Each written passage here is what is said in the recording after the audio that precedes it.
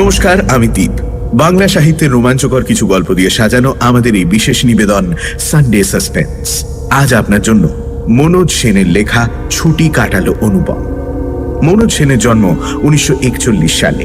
শিক্ষা জীবন কাটে কলকাতাতেই। লেখাপড়ায় অত্যন্ত মেধাবী ছাত্র হিসেবেই পরিচিত ছিলেন তিনি। ইঞ্জিনিয়ারিং পাশ করে কর্মজীবনে যোগ দেন, আর তার পাশাপাশি চলে সাহিত্য চর্চা। রোমাঞ্চ পত্রিকায় প্রকাশিত হয় তার প্রথম গল্প সরল অঙ্কের ব্যাপার।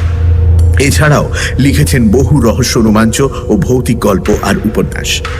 আজকের গল্পটি আমরা নিয়েছি দেব সাহিত্য কুটির থেকে প্রকাশিত শীর্ষেন্দু মুখোপাধ্যায় সম্পাদিত মানুষ থাকলে ভূত থাকে এই বইটি থেকে। আমাদের সব বয়সী শ্রোতাদের কথা মাথায় রেখে একটি বিশেষ ঘোষণা: গল্পটি প্রাপ্তবয়স্কদের জন্য। প্রধান চরিত্রে অনুপম ও রাকা, গল্প পাঠে মীর ও ইন্দ্রাণী, গল্পের সূত্রধার আমি দীপ। শুরু হচ্ছে ছুটি কাটালো অনুপম।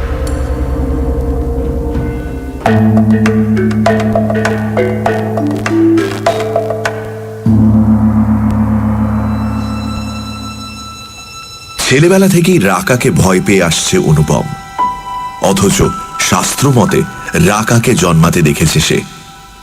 সেদিনের কথা অবশ্য ওর মনে নেই, তবে একটা দৃশ্য ওর স্পষ্ট মনে পড়ে।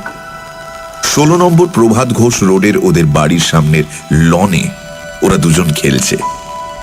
অনুপম তখন ক্লাস 6-এ পড়ে আর রাকা ক্লাস 2-তে। স্কুল খেলা। রাকা টিচার আর অনুপম ছাত্র। ভীষণ কড়া টিচার রাকা। অনুপমকে নানা রকম শাস্তি দিচ্ছে, আর সে বেচারি সব শাস্তি মাথা পেতে নিচ্ছে। আর দোতলার বারান্দায় অনুপমের মা সেই দৃশ্য দেখে হাসতে হাসতে গড়িয়ে পড়ছেন। রাকার বাবা বিমলেন্দু বন্দ্যোপাধ্যায় থাকতেন 10 নম্বরে।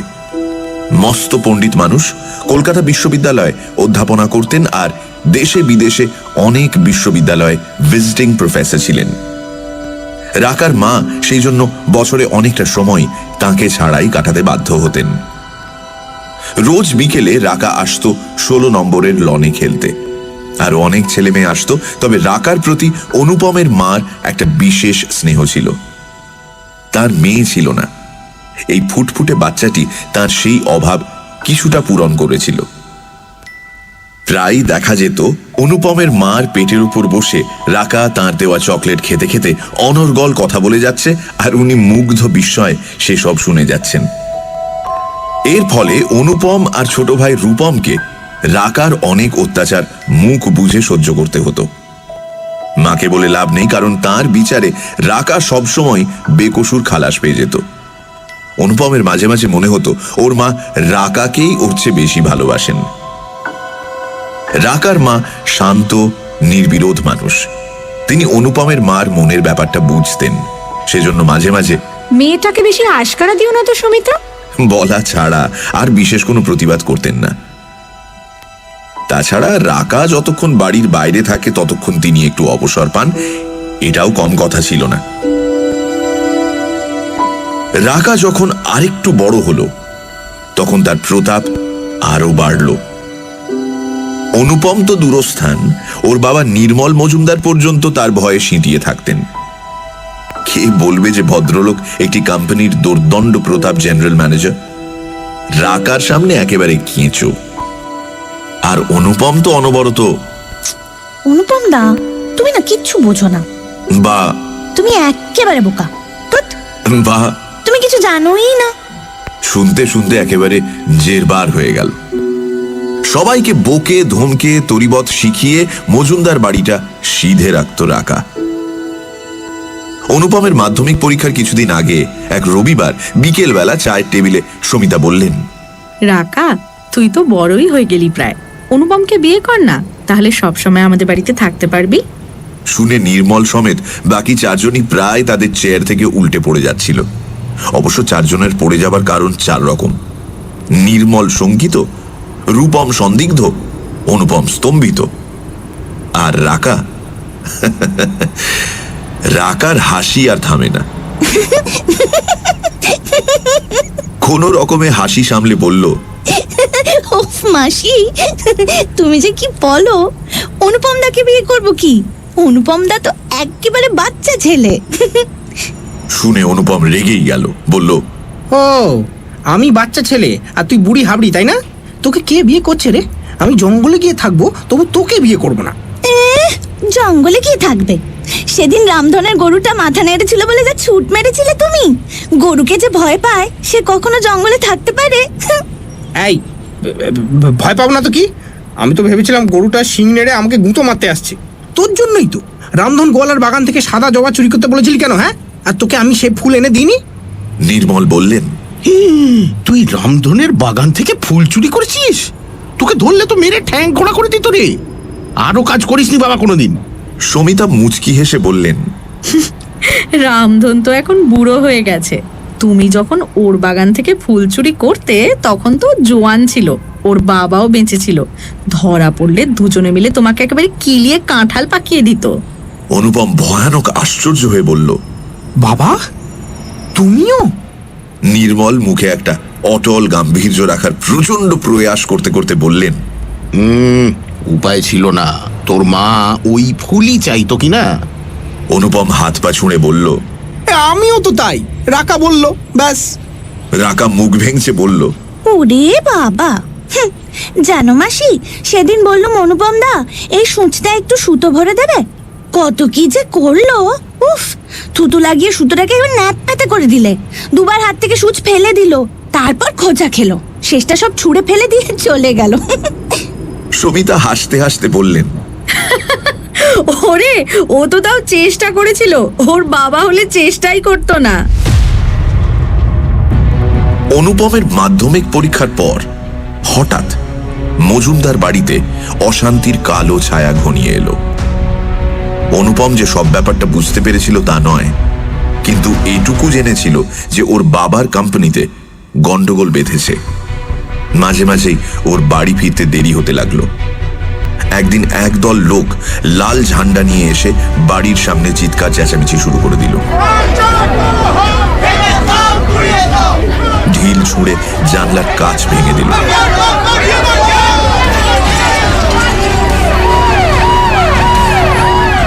ঘণ্টাখানেক বাদে পুলিশ এসে ভিড় সরালো। তার পরদিন থেকে ওর বাবা অফিসে যাওয়া বন্ধ করলেন। অনুপম শুনল ওদের কোম্পানিতে লকআউট। কিছুদিন বাদে নির্মল দিল্লি চলে গেলেন। সমিতা আর দুই ছেলেকে শ্যামপুকুরে ওদের মামা বাড়িতে রেখে গেলেন। যেদিন ফিরে এলেন সেদিন দুপুরবেলা দুই ভাই জানতে পারল যে তারা বিদেশে যাচ্ছে বাবা মার সঙ্গে। সমিতা বললেন, তোদের বাবার কোম্পানি কলকাতার অফিস বন্ধ করে দিয়েছে, তবে ওকে আর তোদের সুধীর কাকুকে ওদের হংকং অফিসে ভালো পোস্টে অফার দিয়েছে। আমরা পরশুদিনই চলে যাচ্ছি। ভাগ্যিস আমাদের পাসপোর্ট করানো ছিল। কিন্তু মা, আমার পড়াশোনার কি হবে? জিজ্ঞেস করলো অনুপম। তুই ওখানেই পড়বি, তোর ছোট মামাকে বলে দিচ্ছি, ও তোর রেজাল্ট বেরোলে সব কাগজপত্র ওখানে পাঠিয়ে দেবে। সেই রকমই হলো। পরদিন সন্ধেবেলা নির্মল আর সমিতা বেরিয়ে গেলেন। অনেক রাত্রে ফিরলেন 4টে সুটকেস নিয়ে। সমিতা কাঁদছিলেন, কিন্তু নির্মলের মুখ ছিল গম্ভীর, বিষণ্ণ, চিন্তিত। 45 বছর বয়সে এক সম্পূর্ণ অনিশ্চয়তার মধ্যে পা বাড়াচ্ছিলেন নির্মল। তার তো চিন্তিত হবারই কথা। অনুপম জানত যে রাকারা তখন কলকাতায় নেই। 1 মাসের ছুটিতে ওর বাবা মার সঙ্গে গিয়েছিল পুরী বেড়াতে। কাজেই ওকে কিছু বলে আসার কোনো সম্ভাবনাই ছিল না।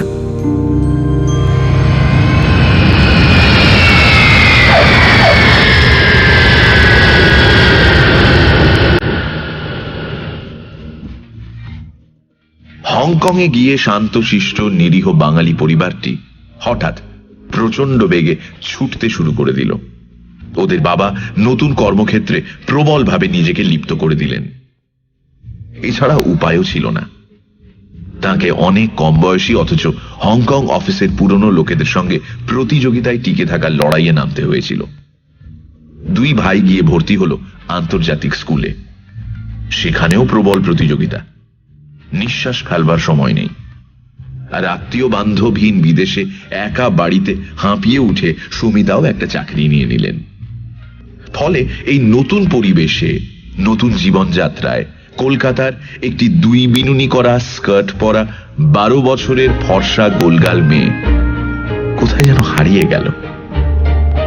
মাঝে মাঝে শ্যামপুকুর থেকে অথবা দুর্গাপুরে নির্মলের দাদা বৌদির কাছ থেকে চিঠিপত্র আসে, কিন্তু তাতে রাকার কোনো উল্লেখই থাকে না। আর চিঠি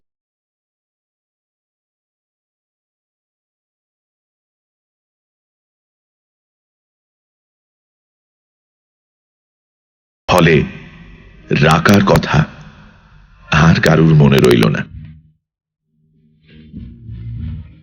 হংকং থেকে এ লেভেল পাশ করে অনুপম চলে গেল ইংল্যান্ডে মেকানিক্যাল ইঞ্জিনিয়ারিং পড়বার জন্য। ওর মেধা ছিল, ফলে ওর পরীক্ষাগুলোর ফল বেশ ভালোই হয়েছিল।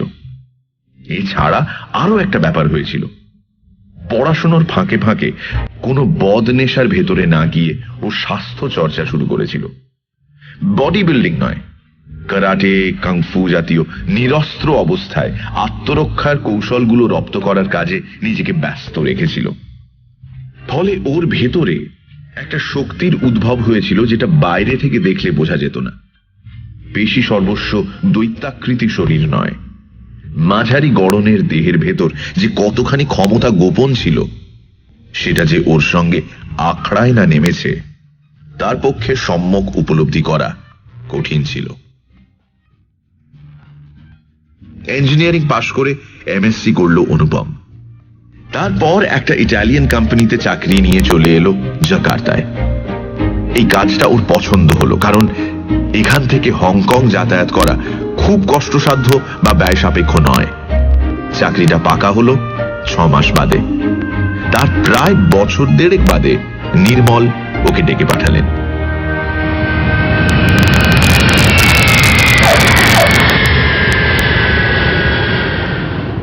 নির্মল বললেন, এই 6 মাস আগেই ঘুরে গেলি, আবার তোকে ডেকে পাঠাতে বাধ্য হলো।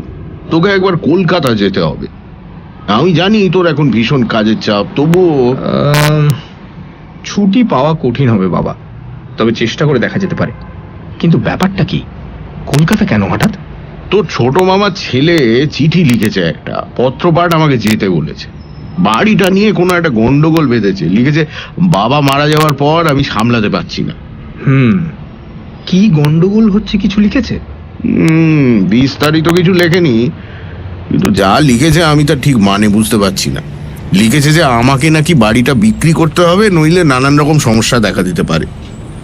আমার বাড়ি, আমাকে সেটা বিক্রি করতে হবে। এর অর্থ কি তা আমি বুঝতে পারছি না। আমার তো মনে হয় কারুর ওই বাড়িটা খুব পছন্দ হয়েছে, উনি ওটা কিনতে চান, আর তাই ঝন্টুর ওপর চাপ দিচ্ছেন, আর ও সেই চাপ সামলাতে পারছে না। আমারও তাই মনে হচ্ছে, কিন্তু ও যে লিখেছে বাড়িটা বিক্রি করতে হবে, এই করতে হবেটা কেন? মনে হচ্ছে এর মধ্যে অন্য কোনো ব্যাপার আছে। তাই বলি কি, তুই যা, আমি বুড়ো হয়ে গেছি, হয়তো সবকিছু সামাল দিতে পারবো না। ঝামেলা যখন তখন বাড়িটা বিক্রি করে দিলে হয় না? কথাটা বলা মাত্র নির্মল আর সমিতা দুজনেই গম্ভীর হয়ে গেলেন। নির্মল দৃঢ় গলায় বললেন, না অনুপম, তা হয় না। আজই 9 বছর বিদেশে পড়ে আছি, একবারও যেতে পারিনি ঠিকই, কিন্তু আমি স্বপ্ন দেখি যে আর 5টা বছর কাটাতে পারলে রিটায়ার করে ওখানে গিয়ে উঠব।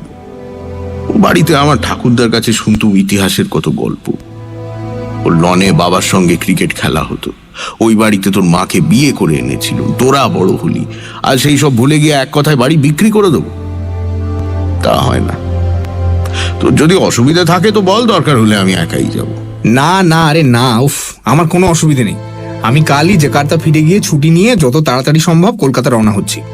সমিতা বললেন, হ্যাঁ রে, তোর রাকাকে মনে আছে? রাকা? হ্যাঁ, মনে আছে। তোমার তো খুব ইচ্ছে ছিল যে ওর সঙ্গে আমার বিয়ে হয়, তাই না? হ্যাঁ, তুই যাচ্ছিস যখন, তখন ওদের একবার খোঁজ করে দেখিস তো। তা নিশ্চয়ই দেখবো, তবে তোমার ইচ্ছে পূরণ হবে বলে মনে হয় না। সে যেন এতদিন তোমার জন্য বসে আছে, তার কবে বিয়ে থা হয়ে গেছে। তা হোক, তবু একবার খোঁজ নিস। আর তোরও তো বিয়ের বয়স হলো, দেখিস না ওখানে যদি কাউকে তোর পছন্দ হয়। তোকে কিছু বলতে তো সাহস হয় না। তুই বিয়ে করবি সেটা তোর ব্যাপার, তুই যাকে খুশি বিয়ে কর, আমরা কিছুই বলবো না। তবে কি জানিস, বাঙালি মেয়ে বিয়ে করলে আর কিছু না হোক দুটো বাংলায় কথা বলে শান্তি পাবি। নির্মল হাত নেড়ে বললেন, ঠিক বলেছ, ঠিক বলেছ। দিন রাত এই ইংরেজি বলতে বলতে জীবনটা একেবারে মরুভূমি হয়ে গেল।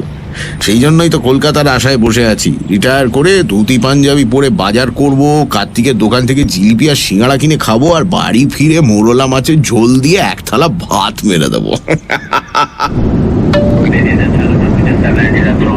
হংকং থেকে জাকার্তার প্লেনে বসে অনুপমের মনে অনেক দিন আগে হারিয়ে যাওয়া রাকার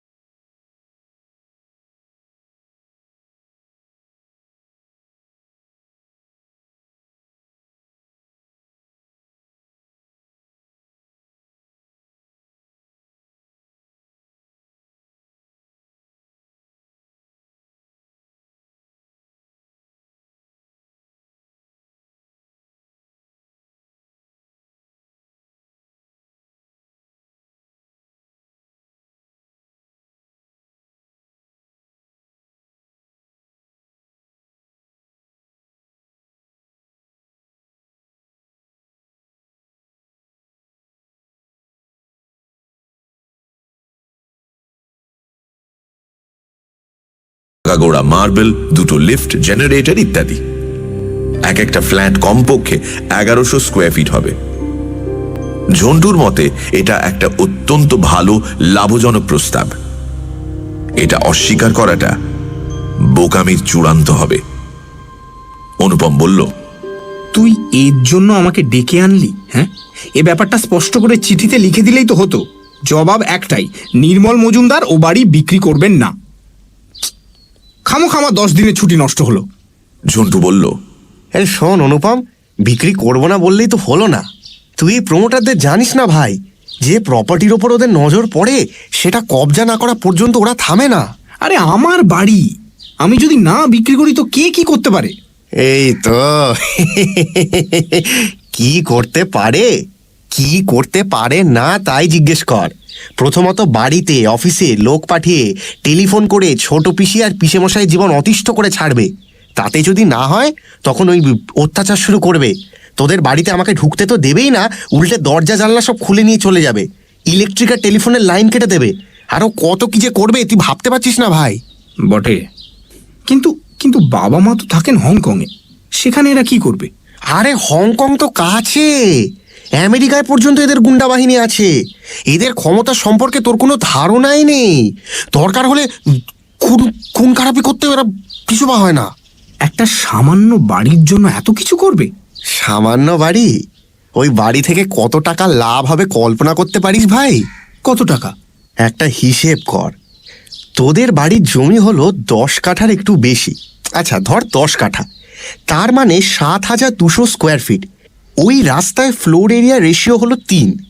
তার মানে তুই যে বাড়ি তৈরি করবি ওখানে তার ফ্লোর এরিয়া হবে 21600 স্কোয়ার ফিট।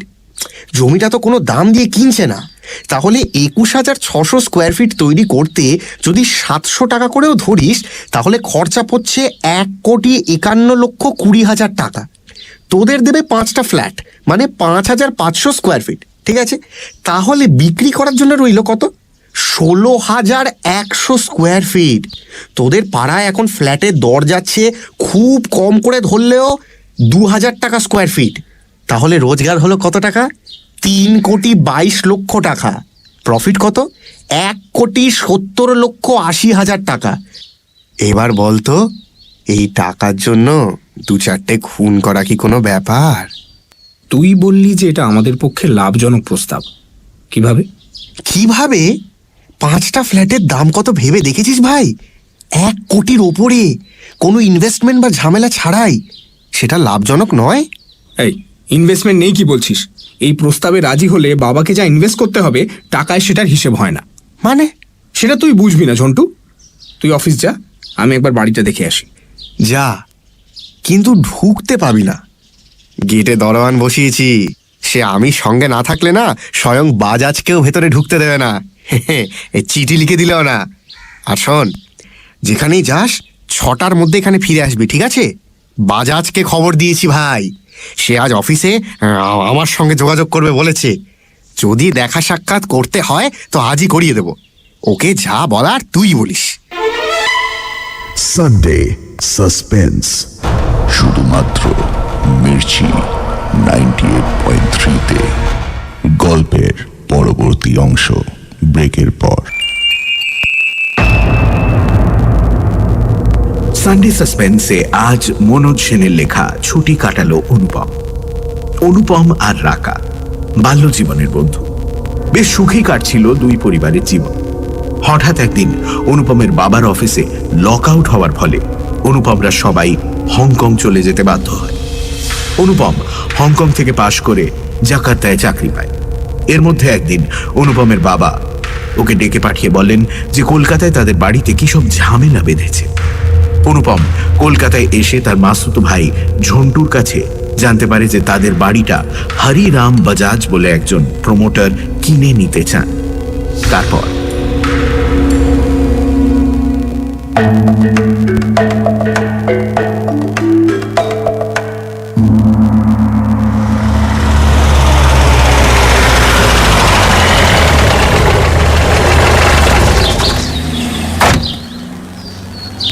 ট্যাক্সি থেকে নেমে অনেকক্ষণ বাড়িটার সামনে দাঁড়িয়ে রইল অনুপম। বাড়িটা যেন কারুর আশায় চোখ বুজে ধ্যানস্থ হয়ে আছে। বন্ধ দরজা জানলাগুলোর পেছনে কত হাসি, কত গান, কত আনন্দ যে ঢাকা পড়ে আছে, সেটা বাইরে থেকে দেখলে বোঝার উপায় নেই। সামনের লনে বড় বড় ঘাস গজিয়েছে, পেছনের বাগানটা শুকিয়ে গেছে, তবু যেন তার হৃৎপিণ্ডটা এখনো চলমান। সবকিছু একেবারে মরে যায়নি। বাড়িটা যেন সেই দিনের অপেক্ষায় বসে রয়েছে যেদিন তার দরজা জানলাগুলো আবার খুলে যাবে, ভেতরে আলো জ্বলে উঠবে, কান্না হাসির দোল দোলানো পৌষ ফাগুনের পালা পুরো দমে আবার শুরু হয়ে যাবে।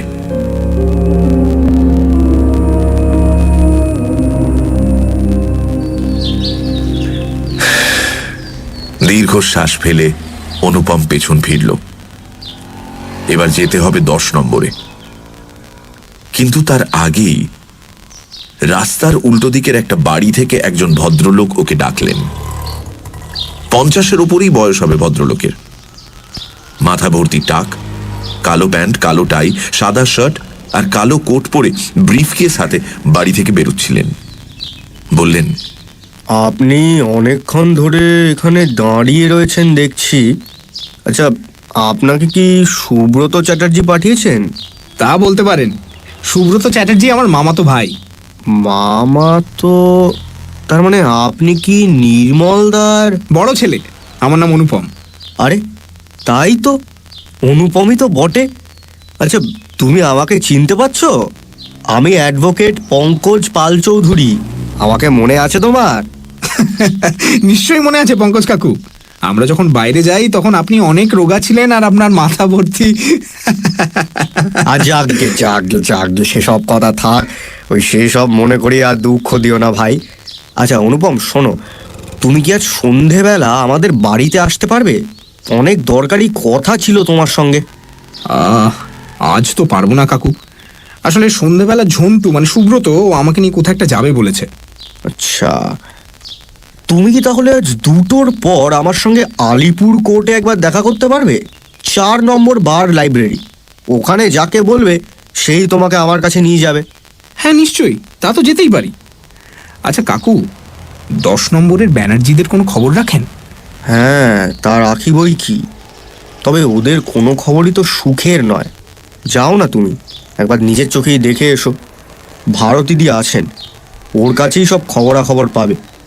আমি এখন তাহলে চললুম, বুঝলে, দেরি হয়ে গেছে। তোমাদের সব খবরাখবর আজ দুপুরেই জেনে নেব। Taxi taxi taxi. হ্যাঁ,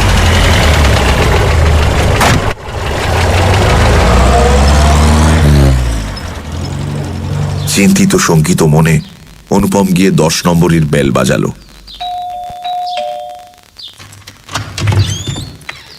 যিনি দরজা খুললেন তাকে দেখে অনুপম একেবারে স্তম্ভিত।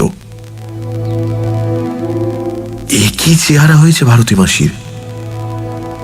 কাঠির মতো রোগা, 2 চোখের নিচে কালো ছায়া, মাথার চুল প্রায় ন্যাড়া করে কাটা, পরনে একটা আধময়লা থান।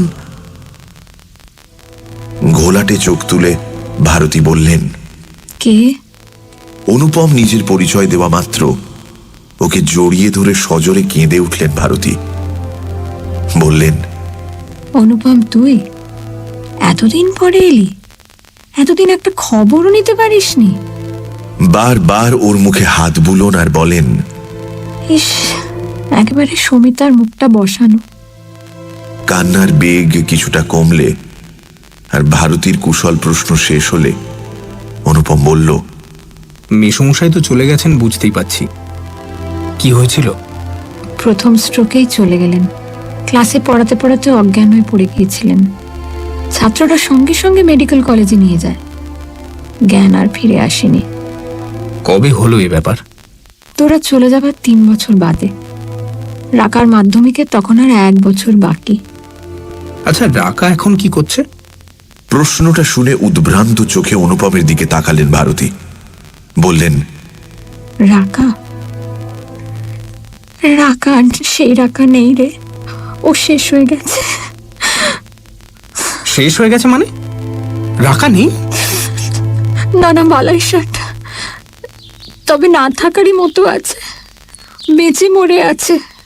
ও কোথায়? কেউ কি ওর উপর অত্যাচার করছে? করছে বাবা, ওর উপর ভয়ানক অত্যাচার করছে। মেয়েটা আধমরা হয়ে রয়েছে, তাও কোনো নিস্তার নেই। আর এসব কথা কাউকে তো বলতে পারি নে, কেউ বিশ্বাসই করবে না। তোকে বললুম, হয়তো তুই কিছু বুঝতে পারবি। মাসিমা মাসিমা মাসিমা, আগে আমাকে বলুন যে ওর উপর কে অত্যাচার করছে। ওর স্বামী। আবার কে? ওর স্বামী কি করে? কি আবার করবে, 2 বছর হলো মরে গেছে, হার্ট অ্যাটাক হয়েছিল। শুনে অনুপম একেবারে স্তম্ভিত। একটু সময় লাগলো ওর নিজেকে সামলে নিতে। বলল, কি? মরে গেছে? তবে যে বললেন অত্যাচার করছে। তাই করছে বাবা। তোর হয়তো অসম্ভব বলে মনে হতে পারে, কিন্তু তাই তো হচ্ছে। মাসিমা, আপনি আরেকটু খোলসা করে বলবেন প্লিজ। কি আর বলবো, রাকার বাবা সারা জীবন শুধু ছাত্রই পড়িয়েছেন, টাকা পয়সার কথা চিন্তাই করেননি। যখন চলে গেলেন, এই বাড়িটা আর প্রভিডেন্ট ফান্ডের কিছু টাকা ছাড়া আর কিছুই রেখে যেতে পারেননি। খুব অর্থকষ্টে পড়েছিলাম তখন। 2তলাটা ভাড়া দিয়ে দিলুম, তাতে কিছুটা সাশ্রয় হলো। এদিকে মেয়েটা বড় হচ্ছে, তার বিয়ে দেবো কি করে সেই চিন্তায় অস্থির ছিল। রাকা যখন হায়ার সেকেন্ডারি পরীক্ষা পাশ করলো, তখন অদ্ভুতভাবে ওর একটা সম্বন্ধ এলো। বউবাজারের নিত্যানন্দ মুখুজ্জেদের নাম শুনেছিস কিনা জানি না। ওরা খুব শিক্ষিত পরিবার, আর রঘুলাবাদের জমিদার।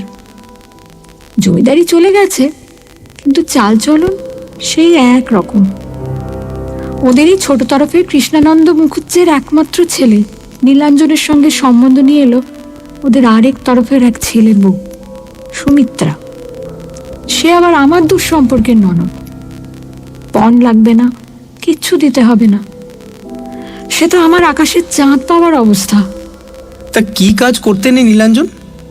সে লাইব্রেরিয়ানশিপ পাশ করে কি একটা কলেজের লাইব্রেরিয়ানের কাজ করত। তবে ওদের যা সম্পত্তি তাতে চাকরি না করলেও চলতো। বিয়ের পর প্রথম প্রথম সব ঠিক ছিল। পরে দেখা গেল রাখাকে নীলাঞ্জন বাপের বাড়িতে আসতে দিতে চায় না। কদাচিৎ সঙ্গে করে আনে, সঙ্গে করে নিয়ে যায়। একা আসার তো প্রশ্নই ওঠে না। রাত্রেও থাকতে দিতে চায় না। আমি প্রথম প্রথম ভাবতুম আমরা সাধারণ মধ্যবিত্ত পরিবার বলে হয়তো আসতে দেয় না। পরে জানতে পারলুম তা নয়। নীলাঞ্জনের ছিল প্রচণ্ড সন্দেহবাতিক। সে সন্দেহ করত যে রাখা এমন সুন্দরী যখন, তখন নিশ্চয়ই পাড়ার কোনো ছেলের সঙ্গে ওর ভাব আছে। একা এলে বা রাত্রের অন্ধকারে ও যদি তার সঙ্গে পালিয়ে যায়। রাখার কারোর সঙ্গে ভালোবাসা আছে বা ছিল কিনা জানবার জন্য প্রথম দিকে ঘুরিয়ে পেঁচিয়ে প্রশ্ন করত, পরে সোজাসুজি, তারপরে মারধর। ছেলেটা চাকরি ছেড়ে দিল, দিন রাত রাখাকে পাহারা দেয়। বাড়ির লোকেদের সঙ্গে কথাবার্তা বন্ধ হলো, এমনকি আমার সঙ্গে কথা বললেও আড়ি পেতে শুনতো। অনেক বুঝিয়েছিলেন ওর বাবা মা। কৃষ্ণানন্দ বাবু তো অত্যন্ত ভালো লোক। ওর স্ত্রী প্রথম দিকে ছেলের দিকে টেনে কথা বলতেন। ছেলে যে বউকে বাপের বাড়িতে যেতে দেয় না বা তার মেয়ে বন্ধুদের সঙ্গে দেখা পর্যন্ত করতে দেয় না, আর সবসময় তার উপর খবরদারি করে, তাতে উনি খুশিই ছিলেন। পরে উনিও ভয় পেয়ে যান। ব্যাপারটা যে স্বাভাবিক নয় সেটা উনি বুঝতে পেরেছিলেন। কিন্তু ওদের করবার কিছু ছিলই না। একমাত্র ছেলে, ছোটবেলা থেকে শুধু আদরই দিয়ে এসেছেন, শাসন করেননি। তার এই বয়সে সে প্রশ্নই আর উঠতে পারে না। অথচ রাকা কি বলতো জানো? বলতো নীলাঞ্জন মানুষ হিসেবে খারাপ ছিল না, ওর ভেতরে দয়া মায়া ছিল। অন্যের দুঃখ কষ্টে বিচলিত হতো, তাদের সাহায্য করত। কিন্তু রাকা যে কষ্ট পাচ্ছে, তার যে দম বন্ধ হয়ে আসছে, সেটা বুঝতেই পারতো না। তার বদ্ধমূল ধারণা ছিল যে ওর ঘরের চৌহদ্দির বাইরের জগৎটা ভয়ানক নোংরা। সেখানে যারা ঘুরে বেড়ায় তারা সবাই মানুষের মুখোশ পরা রাক্ষস, কেউ সৎ নয়, কেউ সরল নয়। অতএব সে যা করছে সেটা রাকার ভালোর জন্যই করছে। রাকাকে সৎপথে রাখা এবং তার শরীরটাকে নিরাপদ রাখার দায়িত্ব তো তার। অতএব সে সব সময় রাকাকে ঘরের মধ্যে আটকে রাখাই উচিত বিবেচনা করত। রাকা বলতো এটা একটা অসুখ, মনের অসুখ। আপনি কি বলেন? আমি তো বলি যে এটা ওর স্বভাব। বাবা মা সারা জীবন পুতুপুতু করে রেখেছেন, আর সেই জন্যই বাইরের জগৎটা সম্পর্কে ওর মনের ভেতর একটা অবিশ্বাস আর আতঙ্ক জন্মে গেছে। অসুখ সারানো যায়, স্বভাব সারানো যায় না। তো রাকা বাড়ি ছেড়ে চলে এলো না কেন? তার দুটো কারণ ছিল। প্রথমত ভয়। ও জানতো যে বেরিয়ে এলে নীলাঞ্জন ঠিক আসবে পেছনে পেছনে, আর হয়তো রাগে উন্মাদ হয়ে ওকে মেরে ঠ্যাং খোঁড়া করে দেবে। আর দ্বিতীয়ত বাড়ি ছেড়ে যাবে আর কোথায়? আর তো এই অবস্থা, দুজনে চলবে কি করে? রাকা যে চাকরি নেবে তার তো উপায় নেই। শুধু হায়ার সেকেন্ডারি পরীক্ষা পাশ করে কোনো ভদ্রস্থ চাকরি আজকাল পাওয়া যায় না। আর নীলাঞ্জন যা ভাবতো তার কিছুটা তো সত্যি। একটা সহায় সম্বলহীন সুন্দরী মেয়ে এই শহরে বেশি দিন টিকে থাকতে পারে? তাই সে মানিয়ে নেবার চেষ্টা করত, যুক্তি দিয়ে তর্ক করে নীলাঞ্জনকে বোঝাবার চেষ্টা করত। কোনো লাভ হয়নি। রাকা এখন কোথায় আছে? ওই বাড়িতে যাবে কোথায়? যেখানেই যায় ওর পেছনে পেছনে নীলাঞ্জন গিয়ে উপস্থিত হয়। সেটা আপনি বোঝেন কি করে? ধরো ও আমাদের এই বাড়িতে এলো, 5 মিনিট যেতে না যেতেই ও শরীরের কোথাও, হয় পেটে, নয় পায়ে, নয়তো মাথার ভেতরে অসহ্য যন্ত্রণা শুরু হয়ে যাবে। যতক্ষণ না বাড়ি ফিরে যাবে ততক্ষণ চলতেই থাকবে। ডাক্তার দেখিয়েছেন? দেখিয়েছি, নানা রকম টেস্টও হয়েছে, কিচ্ছু পাওয়া যায়নি। শুধু যে রাকাই যন্ত্রণা পায় তা নয়, অন্য লোকেও পায়। ও যদি বাজারে যায়, সঙ্গে ওর শ্বশুর থাকেন, তখন যদি ওর দিকে একটু বেশি সময় কেউ তাকালো তো ব্যাস, সে লোকটা হয় পা পিছলে পড়ে হাত ভাঙবে, নয়তো বটিতে আঙুল কেটে রক্তারক্তি করবে, নয়তো তার মাথার উপর টালি খসে পড়বে।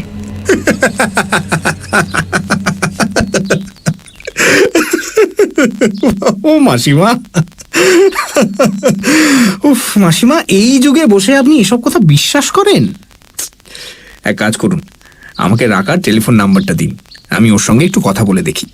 তা দেব, কিন্তু সাবধানে থাকিস বাবা। তুই আমার কথা বিশ্বাস করলি না জানি, এখন দেখ যদি রাকার সঙ্গে কথা বলতে পারিস। কথা বলতে পারবো না বলছেন? ওকে টেলিফোন ধরতে দেবে না? ওর বাড়ির লোক দেবে, নীলাঞ্জন দেবে না। চেষ্টা করে দেখ। প্রভাত ঘোষ রোডের মধুবন মিষ্টান্ন ভাণ্ডার থেকে প্রচুর পরিমাণে রাধাবল্লভী আর আলুর দম খেয়ে একটা ট্যাক্সি নিয়ে আলিপুর কোর্টের দিকে রওনা হলো অনুপম। ট্যাক্সিতে যেতে যেতে ও ভাবছিল যে কি করুণ অবস্থা হয়েছে ভারতী মাসির। তাড়াহুড়ো করে রাকার বিয়েটা দিয়েই ভুল করেছিলেন ভদ্রমহিলা। ওকে অন্তত গ্র্যাজুয়েশনটা শেষ করতে দেওয়া উচিত ছিল, তাহলে হয়তো ব্যাপারটা এরকম দাঁড়াতো না। যেসব ঘটনাগুলো বললেন তাদের কোনোটাই অতিপ্রাকৃত বলে মনে হলো না অনুপমের। এদের প্রত্যেকটারই সম্পূর্ণ প্রাকৃতিক ব্যাখ্যা আছে, সে বিষয়ে কোনো সন্দেহ নেই। বেচারি রাকা, অকারণে কষ্ট পাচ্ছে সে। আজ সন্ধেবেলা ফোন করে দেখতে হবে ব্যাপারটার গুরুত্ব কতখানি। আলিপুর কোর্টে অ্যাডভোকেট পঙ্কজ পাল চৌধুরীকে খুঁজে বের করলো অনুপম। ছোট ছোট নোংরা কাপে চা খেতে খেতে কথাবার্তা শুরু হলো। কুশল প্রশ্নাদি শেষ হলে পঙ্কজ বললেন, আচ্ছা, তুমি হঠাৎ এখানে এসেছো কেন? তোমাদের বাড়িটার একটা ব্যবস্থা করতে কি? তা প্রায় ঠিকই বলেছেন, আমি এসেছি বাড়িটার কোনো ব্যবস্থা না করতে। বুঝেছি বুঝেছি, বাড়িটা বিক্রি করতে চাও না, এই তো? তাই বটে। পারবে বলে কিন্তু মনে হয় না। তেমন তেমন সম্পত্তি হলে যারা বাড়িতে বাস করছে তাদেরই বের করে ছাড়ছে প্রমোটাররা। তোমরা তো আবার প্রবাসী, আটকাতে কি পারবে? এরা বড় বিপজ্জনক লোক হে। হ্যাঁ, ঝন্টু সে কথাই বলছিল। আচ্ছা, কি করেন তোমার এই মামাতো ভাইটি? ও একটা জুট মিলের কলকাতার হেড অফিসে চাকরি করে, পারচেজ ডিপার্টমেন্ট। তোমাদের বাড়িটা কি উনি দেখাশুনো করেন? হ্যাঁ, আগে ছোট মামা মানে ওর বাবা করতেন, তা বছর খানেক আগে ছোট মামা মারা যান, এখন ওই দায়িত্ব নিয়েছে। বেশ, তা দায়িত্বটা কি স্বেচ্ছায় নিয়েছেন না তোমার বাবা দিয়েছেন? বাবাই দিয়েছেন, তবে ও কোনো আপত্তি করেনি। তুমি হয়তো ভাবছো আমি কেন তোমাকে এত জেরা করছি, তাই না?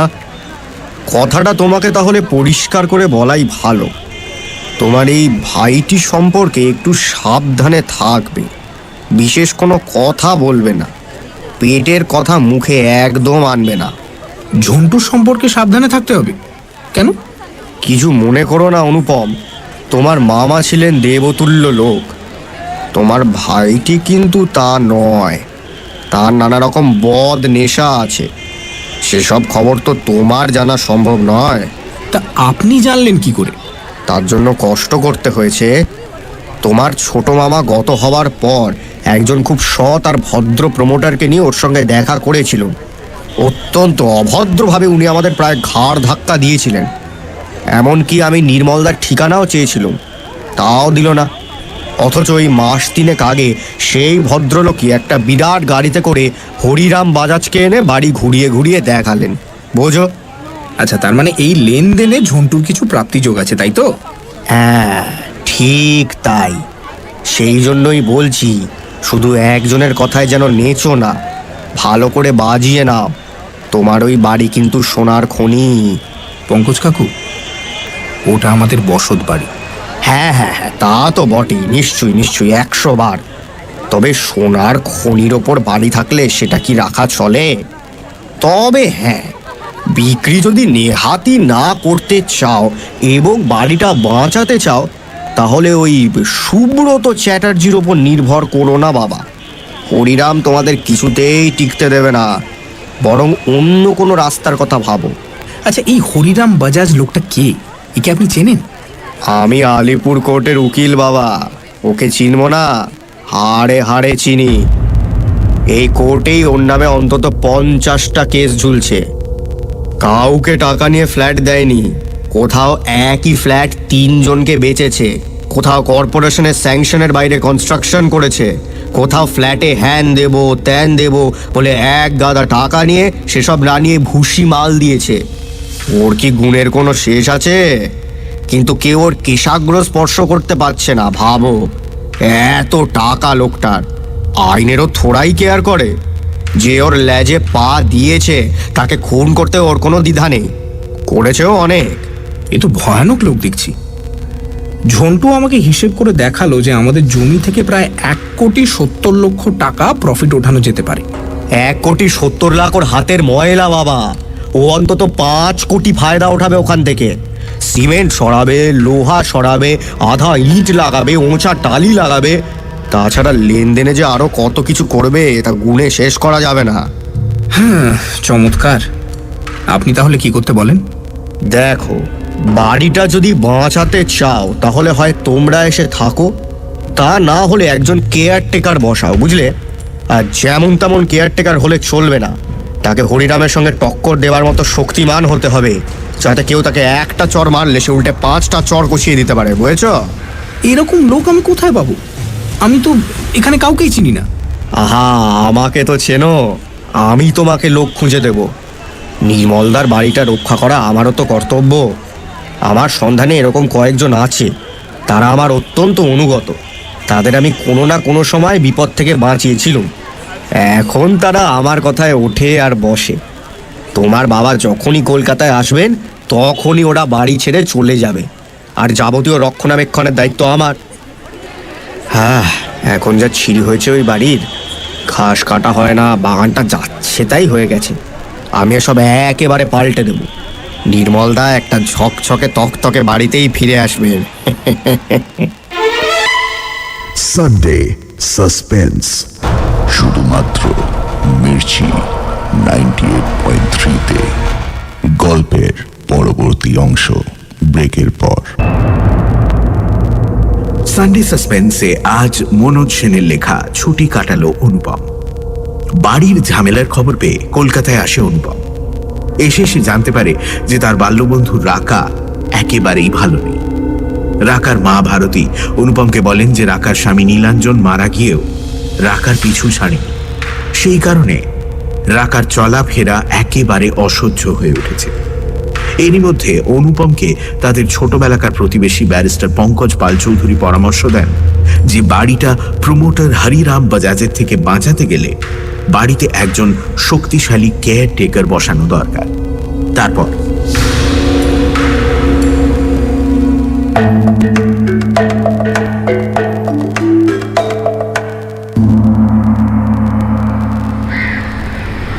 অনুপম যখন শ্যামপুকুরে ফিরল তখন 5টা বাজে। ঝন্টুর ফিরতে তখনও দেরি আছে।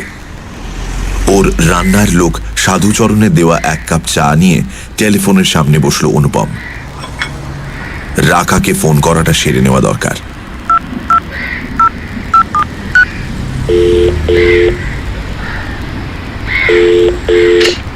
হ্যালো, ফোন ধরল একটি নারী কণ্ঠ। প্রশ্ন হলো, কাকে চান? আমি কি একটু রাকার সঙ্গে কথা বলতে পারি? কে কে আপনি? আমি প্রভাত ঘোষ রোডের নির্মল মজুমদারের ছেলে অনুপম মজুমদার। অনুপম দা, অনুপম দা, তুমি কোত্থেকে? তারপর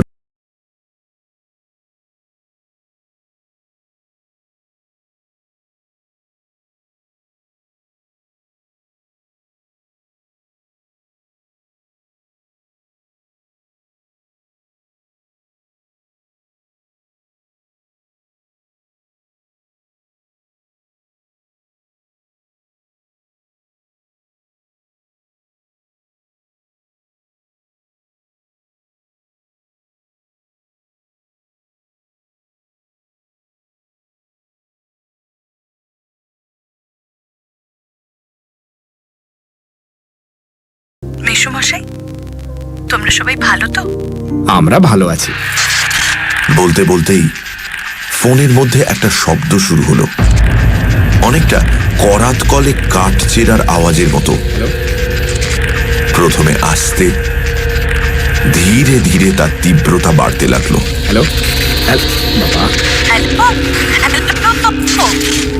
অনুপম বলল, হ্যালো হ্যালো,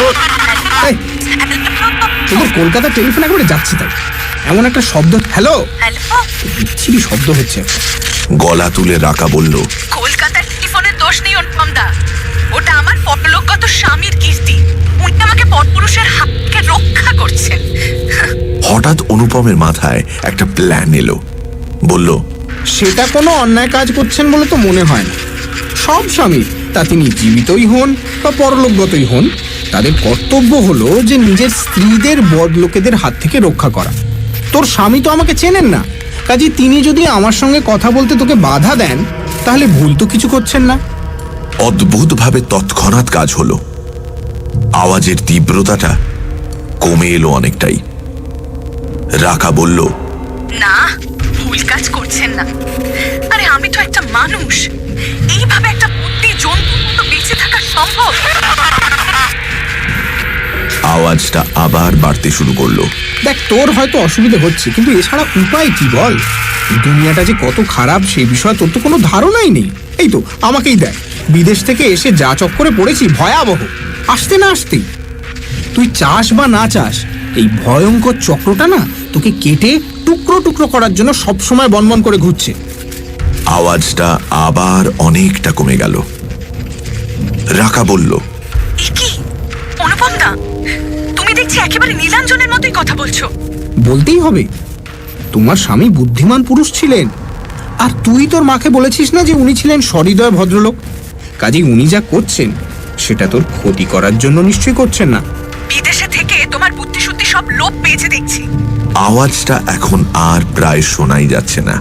আমার বুদ্ধি শুদ্ধি কিচ্ছু লোপ পাইনি, আর তোরও ঘটে কিছু বুদ্ধি আছে বলে আমি জানতাম। একটু ভেবে দেখিস যে আমি যে তোর সঙ্গে এতক্ষণ কথা বললাম, তাতে তোর উপকার হলো কি হলো না। আমি কিচ্ছু ভেবে দেখবো না, আমি কিচ্ছু ভেবে দেখতে চাই না। ছেলে মানুষই করিস না রাকা, তোর সঙ্গে আমার একবার দেখা করা দরকার।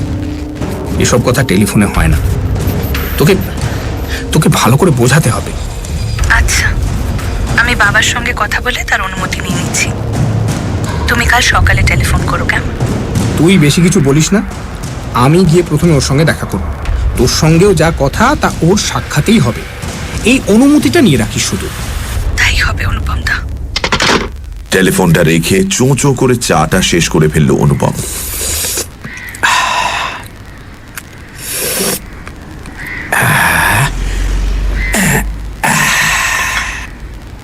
ওর বুকের ভেতরে হৃৎপিণ্ডটা তখনও ধড়ফড় করছিল। চিৎপাত হয়ে খাটে শুয়ে পড়ে মনে মনে বলল, কৈতবাদ জিন্দাবাদ। তবে একটা সন্দেহ মনের মধ্যে রয়েই গেল, রাকা ইঙ্গিতটা ধরতে পারবে তো?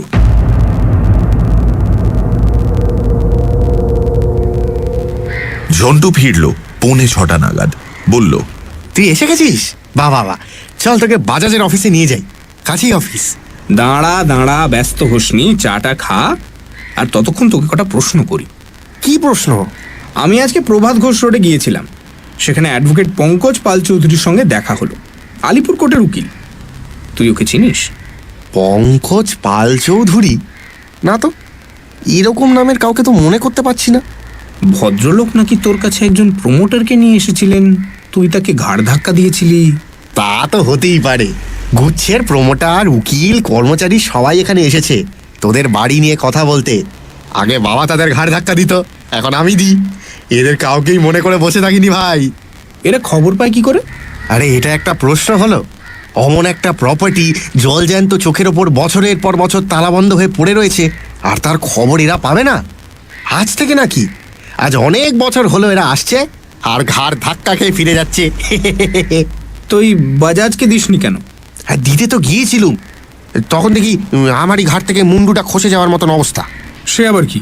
লোকটা খুব শান্ত গলায় আমাকে জানালো যে গ্লোব জুট মিলের ম্যানেজিং ডিরেক্টর মিস্টার দয়াশঙ্কর টিকমানি ওর শ্যালক, এবং তাকে বললে গ্লোবের পারচেস ডিপার্টমেন্টের জনৈক ও সুব্রত চট্টোপাধ্যায় মানে এই অধমের চাকরির ইতি হওয়াটা কোনো ব্যাপারই নয়, আর এতে যে ইউনিয়ন কোনো হস্তক্ষেপ করবে না সে বিষয়েও নাকি কোনো সন্দেহ নেই।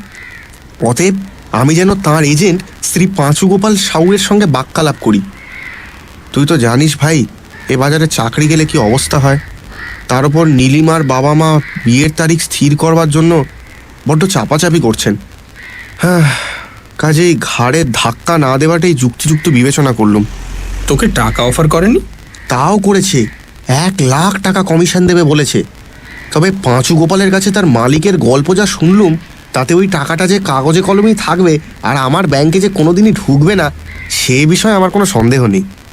আচ্ছা, আমরা যদি একটা কেয়ারটেকার রাখি বাড়িতে তাহলে কেমন হয়? বেশ পালোয়ান গোছের একটা লোক, যে বাড়ি পাহারা দেবে, বাজাজের আক্রমণ সামলাবে, আর আমরা এলে বাড়িতে ছেড়ে দেবে। ছেড়ে দেবে? তুই একেবারে গাধা। এরকম শাপভ্রষ্ট দেবতা আজ পৃথিবীতে কোথাও আছে নাকি? পঙ্কজ উকিল তো বললেন যে তার সন্ধানে এরকম লোক আছে যে তার কথা ঠেলতে পারবে না, ঠিক বাড়ি ছেড়ে দেবে। হে বাবা, বিদেশে এত বছর কাটিয়ে না তোর এখানকার হালচাল সব মাথা থেকে বেরিয়ে গেছে। তুই উকিলি প্যাঁচটা ধরতে পারলি না? পরে যদি বলে, বললুম তো ছাড়ছে না, কি করি? তখন তুই কোথায় যাবি? বাজাজের প্রস্তাবে রাজি হলে অন্তত 5টা ফ্ল্যাট ভাই, 5টা। এক্ষেত্রে তোর বাড়িটা গেল, তুই একটা পয়সাও পেলি না। ভাবছিস কেস করবি? সে গুড়ে বালি, উকিলের সঙ্গে লড়ে লাইফেও পারবি না। পিসে মশাই রিটায়ার করে শান্তিতে থাকবেন না কোর্ট কাছারি থানা পুলিশ এসব করে বেড়াবেন? তোকে ভালো কথা বলছি, ওসব আইডিয়া ছাড়। এখন চল তো, চল বাজাজের সঙ্গে দেখা করে আসবি, চল। বাড়ি আমার, বাজাজ খরিদ্দার, আমি ওর কাছে কেন যাব? আমি কি আলতা সাবানের ফিরিওয়ালা নাকি? দরকার হয় ও আমার কাছে আসবে। হ্যাঁ বেশ, আমি ফোন ধরিয়ে দিচ্ছি, তুই কথা বলে নে। বাজাজ বললেন, আপনি যা বললেন অনুপম বাবু, সেটা বুদ্ধিমানের মতো কথা হলো না। আজ কলকাতা শহরের ভিতর অত বড় একটা সম্পত্তি রাখা যে কি খরচার ব্যাপার তা বোধহয় আপনি জানেন না। বাড়ি সাফ রাখতে সারাতে কত টাকা যে যাবে তার কোনো লিমিট নাই, আর তার উপর ট্যাক্স, ফতুর হয়ে যাবেন। কত বাঙালি বাদ্দর লোক প্রথমে না বলে পরে আমার কাছে এসেছেন, আপনাদেরও আসতে হবে। বাড়ি পরিষ্কার রেখে সারিয়ে ট্যাক্স দিয়ে ফতুর হয়ে আপনার কাছে যেতে অনেক সময় লাগবে হরিরাম বাবু। আমার ছেলে হয়তো আপনার নাতির কাছে যাবে, কাজেই ও নিয়ে মাথা ঘামিয়ে এখন কি লাভ? দেখেন, আপনাদেরও তো একটা সামাজিক কর্তব্য আছে। কলকাতায় তো থাকবার জায়গার অভাব, সেখানে অত বড় একটা জমিন আটকে রাখাটা কি আর ন্যায় হবে না? হরিরাম বাবু, আপনি ওখানে কটা ফ্ল্যাট বিক্রি করবেন ভাবছেন? 10টা, 12টা?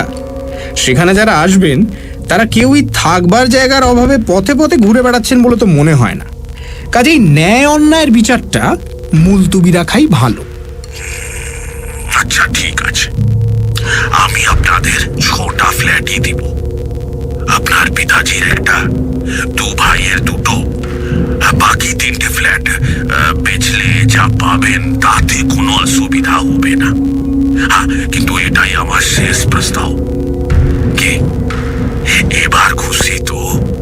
ওরে বাবা, এই যে একেবারে কাল নেমির লঙ্কা ভাগ করে দিলেন আপনি। যাক, আপনার প্রস্তাবের জন্য ধন্যবাদ, তবে আমার বাবাই প্রস্তাবে রাজি হবেন না, এটা আপনি ধরে নিতে পারেন। রাজি না হলে আবশ্যক কিছু যায় আসে না। হরিরাম বাজাজ যা চায় সেটা সে নিয়ে থাকে, তবে তাতে কিছু খরচা আছে। সেটা পুষিয়ে নিতে আমার অফারটা হয়তো কমে যেতে পারে। সিধে আঙুলে যদি ঘি না ওঠে, ফির दूसरा रास्ता तो নিতেই হবে। বেশ, তো ভালো কথা। আপনার যে রাস্তা খুশি আপনি নেবেন। আজ তাহলে রাখি। সে রাতে হংকংয়ে টেলিফোন করলো অনুপম। নির্মল বললেন, ঠিক কাজ করেছিস, আমি জীবনে কখনো অন্যায় শক্তির কাছে মাথা নিচু করিনি, তুইও করিস না। এক কাজ কর, এখানে চলে আয়। কি করবে বাজাজ? বাড়িটা দখল করে নেবে জোর করে, করলে করবে, তখন যদি লড়াই করতে হয় তাই করা যাবে। তুই চলে আয়, আর বিপদে পড়লে ব্যারিস্টার পবিত্র গুপ্তর কাছে যাবি, আমার নাম করলেই হবে। হ্যাঁ তাই যাব, তবে ফিরতে আরো কয়েকটা দিন সময় লাগবে। অন্য একটা প্রবলেম আছে, সেটা মাকে বলছি, মাই তোমাকে বলবে। মাকে একটু ফোনটা দাও। হ্যাঁ রে বল, রাকার কথা শুনে সমিতা বললেন, এইসব কি হচ্ছে কি?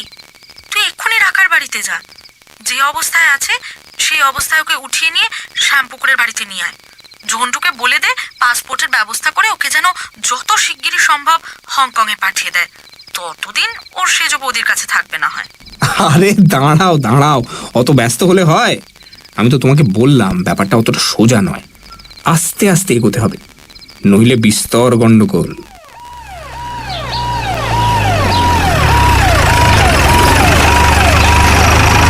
পরদিন ভোরবেলা পুলিশ এসে হাজির, একজন অফিসার আর দুজন কনস্টেবল।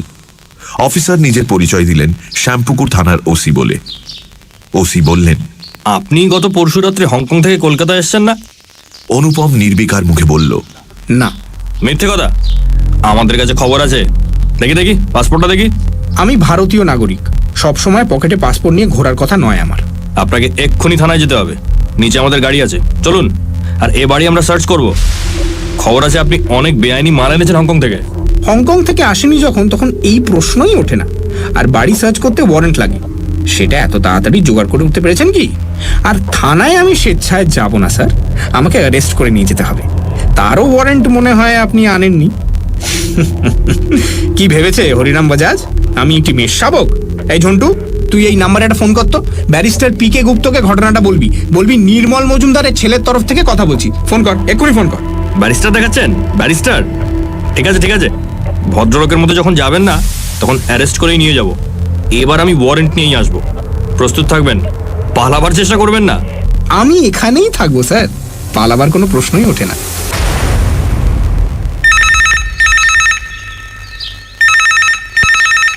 পুলিশ চলে যাবার 10 মিনিট বাদেই ব্যারিস্টার গুপ্তর ফোন এলো। বললেন, হ্যাঁ, কাল রাত্রে আমি তোমার বাবার ফোন পেয়েছি, সব শুনেছি। এত তাড়াতাড়ি যে শুরু হয়ে যাবে সবকিছু তো ভাবতে পারিনি, কিন্তু তোমার কোনো ভয় নেই। যদি চাও তো ডিসি কে ফোন করে আমি তোমায় পুলিশ প্রোটেকশনের ব্যবস্থা করে দিতে পারি। ও হ্যাঁ, আরেকটা কথা, আমি শ্যামপুকুর থানায় ফোন করেছিলাম, কিন্তু ওরা কিন্তু আমায় বললো যে ওসি সকাল থেকে থানাতেই আছেন, কোথাও যাননি। ঠিক আছে, আচ্ছা রাখছি। ঝন্টু অফিসে যাবার সময় বলে গেল, শোন, সাবধানে থাকবি, দুম করে ফ্ল্যাটের দরজা খুলবি না, কোথাও যাবি না। আর যদি কোথাও যাস, কোথায় যাচ্ছিস সেটা সাধুচরণকে জানিয়ে যাবি, ঠিক আছে? আমি চললাম ভাই, বাই বাই, টাটা। ঝন্টু যাবার ঘন্টাখানেক বাদে অনুপম ফোন করলো রাকার শ্বশুর বাড়িতে।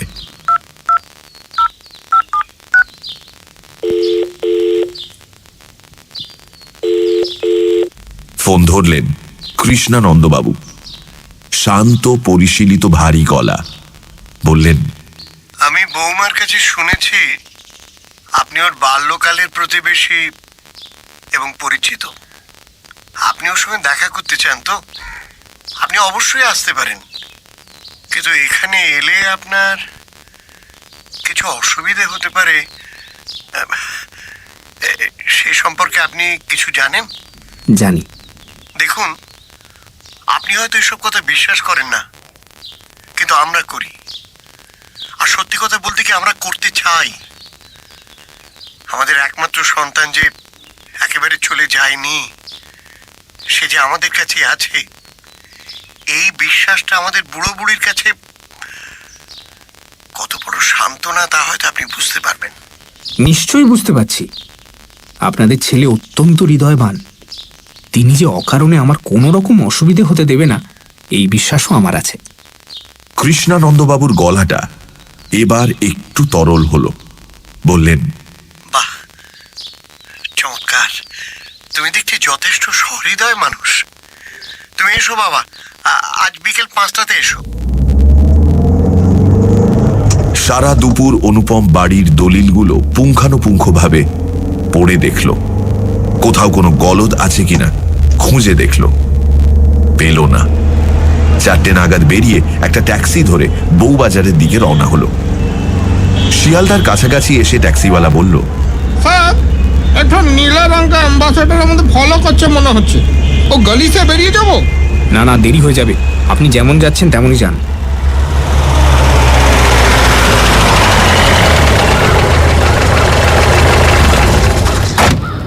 বাড়িটা খুঁজে পেতে একটু সময় লাগলো। ঠিকানাটা বউবাজার স্ট্রিটের হলেও বাড়িতে ঢুকতে হয় একটা সরু কানা গলি দিয়ে কিছুটা ভেতরে ঢুকে। গলিটা নির্জন, যদিও সামান্য দূরেই বউবাজার স্ট্রিটের জনস্রোত বয়ে চলেছে। অনুপম কলিং বেল বাজাতে গিয়েও হাত সরিয়ে নিল, কড়া নাড়ল। দরজা খুলে দিলেন একজন বয়স্ক ভদ্রলোক। সাদা পাজামা পাঞ্জাবি পরা, হাতে লাঠি, মাথার চুল একেবারে সাদা, বলি রেখাঙ্কিত বিষণ্ণ মুখে মোটা ফ্রেমের চশমা। বললেন, ও তুমি অনুপম না? এসো এসো, ভেতরে এসো। দরজা দিয়ে ঢুকেই ডান দিকে প্রকাণ্ড বসবার ঘর, একটা অতিকায় প্রাগৈতিহাসিক সোফা সেট, একটা রাইটিং ব্যুরো, অনেকগুলো ছোট ছোট টেবিল, একটা আর্ম চেয়ার, আর দেওয়ালে সম্ভবত পূর্বপুরুষদের কয়েকটা অয়েল পেন্টিং ঘরটা অলঙ্কৃত করছে। এখানে আলো হাওয়ার প্রবেশ বেশ সীমিত, আর হয়তো সেজন্যই ঘর জুড়ে কেমন একটা ভ্যাপসা দম আটকানো গন্ধ। কৃষ্ণানন্দবাবু বললেন, তুমি বসো, আমি বৌমাকে ডেকে দিচ্ছি। না, আপনি রাকাকে ডেকে পাঠান। আপনি এখানেই থাকবেন। আপনার বৌমার সঙ্গে আমার যা কথাবার্তা তা আপনার সামনেই হবে। বলে একটা সিঙ্গল সোফার উপর বসল। সঙ্গে সঙ্গে ওর মনে হলো যেন ওর পিঠের নিচে সোফার ভেতরে একটা মোটা সাপ কিলবিল করে নড়ছে। অন্য সময় হলে ও হয়তো চিৎকার করে লাফ দিয়ে উঠত, কিন্তু এরকমই কোনো কিছুর জন্য প্রস্তুত ছিল বলে যথাসাধ্য নির্বিকার মুখে বসে রইল। কৃষ্ণানন্দবাবু ঘর থেকে বেরিয়ে গেলেন। একটু বাদেই ফিরে এলেন। তার পেছনে পেছনে এলেন একজন স্থূলকায়া বয়স্কা মহিলা, আর তার পেছনে রাকা।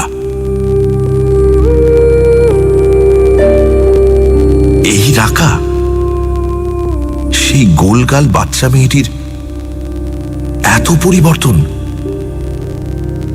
এই যে অপূর্ব সুন্দরী, নাক, মুখ, চোখ, গড়ন সবই যে নিখুঁত। উষার উদয়সম অনবগুণ্ঠিতা রাকার দিকে হাঁ করে তাকিয়ে রইল অনুপম, কিন্তু তা কয়েক মুহূর্তের জন্য। তারপরেই সম্বিত ফিরে পেল। না পেয়েও উপায় ছিল না। উঠে দাঁড়িয়েছিল অনুপম। ওর মনে হলো ওর ট্রাউজার্সের ভেতরে দুপা বেয়ে দুটো মাকড়সা জাতীয় জীব খড়খড় করে উপরে উঠছে। তাড়াতাড়ি এগিয়ে গিয়ে ঢিপ করে প্রণাম করল বয়স্কা মহিলাকে। তারপর রাকার দিকে তাকিয়ে বলল, তুই রাকা? তোকে তো চেনাই যায় না রে।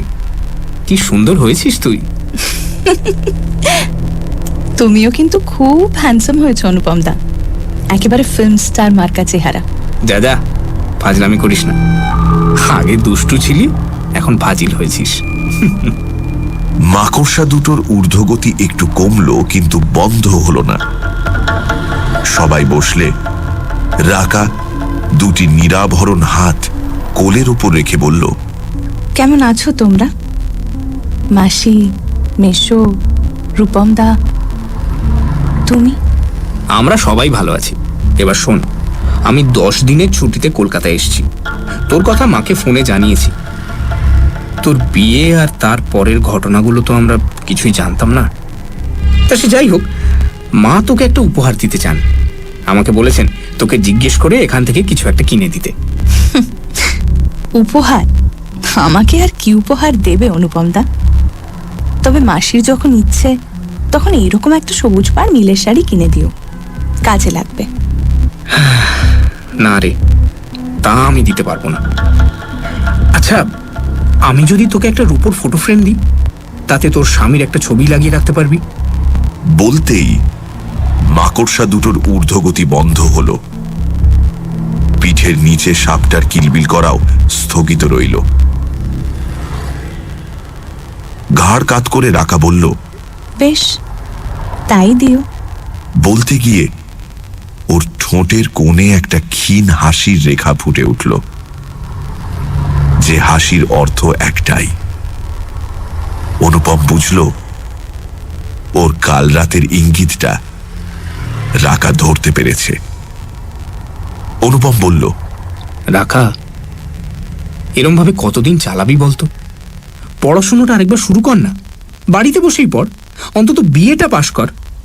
একটা না একটা সময় তো তোকে নিজের পায়ে দাঁড়াতেই হবে, তাই না? কোথায় নিজের পায়ে দাঁড়াবো অনুপমদা? আর কি হবে পড়াশোনা করে?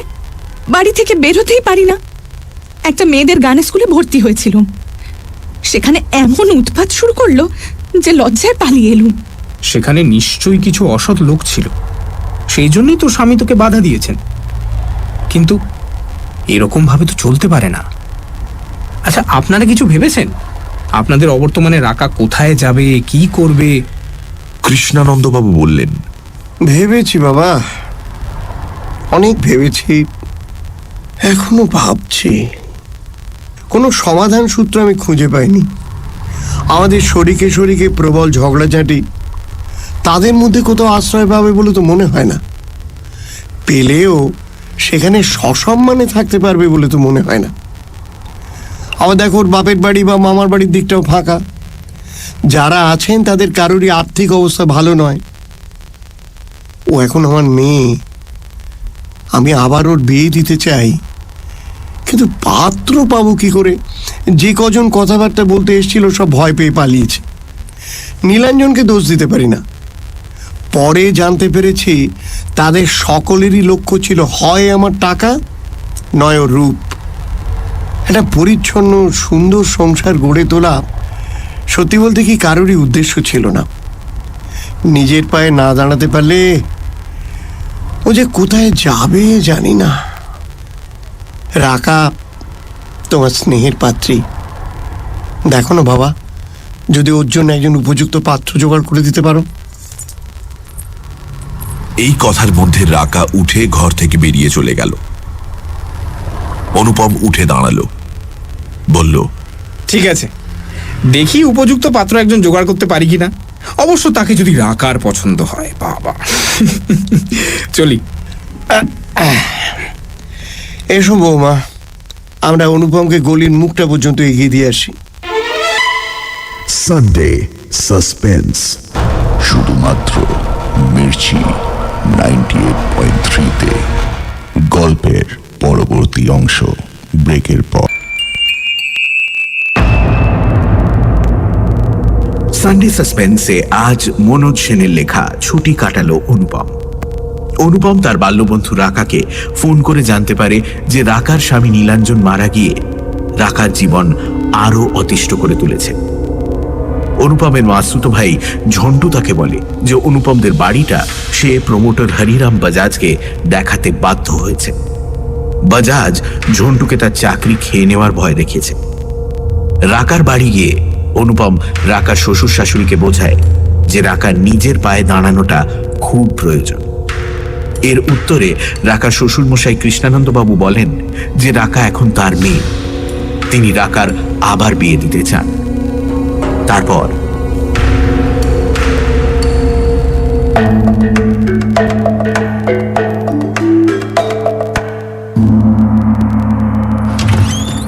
কলকাতায় তখন সন্ধে নেমেছে। সদর দরজা খুলে দেখা গেল গলিটা বেশ অন্ধকার।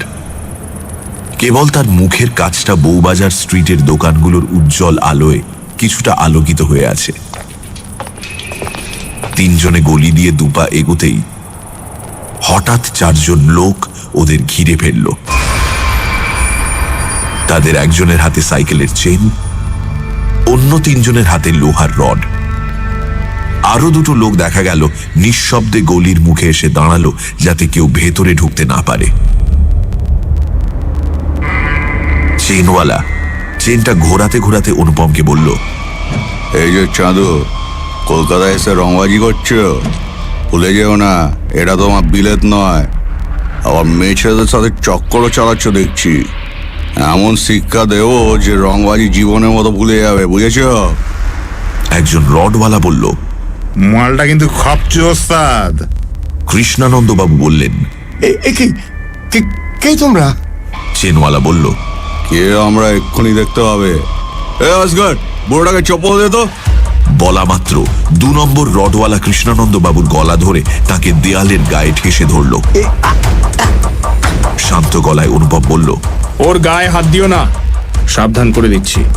চেনওয়ালা বলল, ওরে আমার লালটু চাঁদ, উনি সাবধান করে দিচ্ছেন। ওরে তোরা সাবধানে থাকিস রে।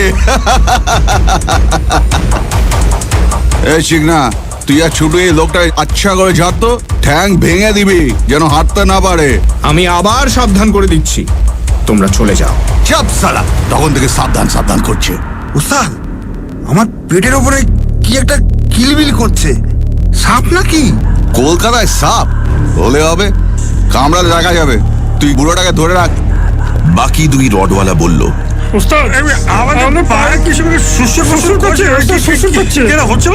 ও আসলে হবে, তোরা এটা কি খেলা?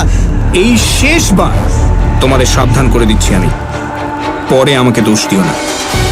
2 রডওয়ালা রড তুলে তেড়ে এলো অনুপমের দিকে, আর চেনওয়ালা হাত বাড়ালো আতঙ্কে মৃতপ্রায় রাখার দিকে।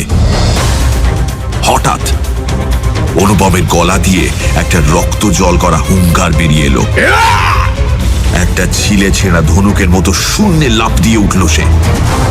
তারপর ওই সরু গলিটার মধ্যে যেন একটা ঘূর্ণি ঝড় বয়ে গেল।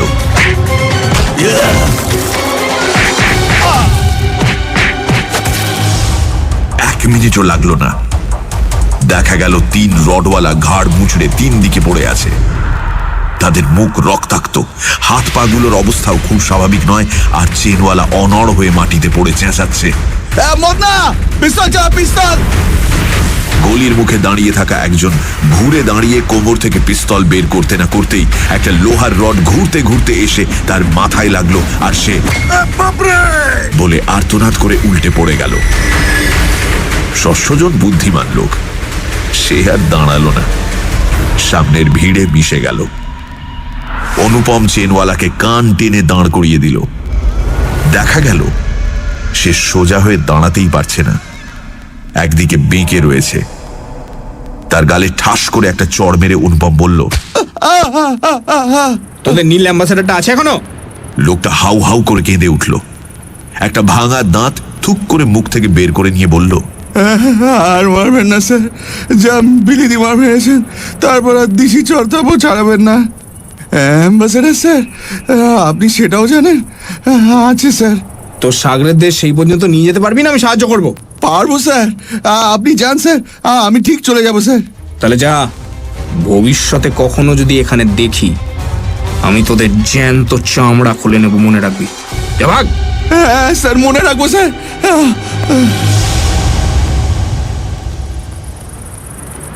রাকা আর অনুপম কৃষ্ণানন্দবাবুকে ধরাধরি করে ভেতরে নিয়ে এলো, শুইয়ে দিল বড় সোফাটার উপর। রাকার শাশুড়িও দৌড়ে এলেন।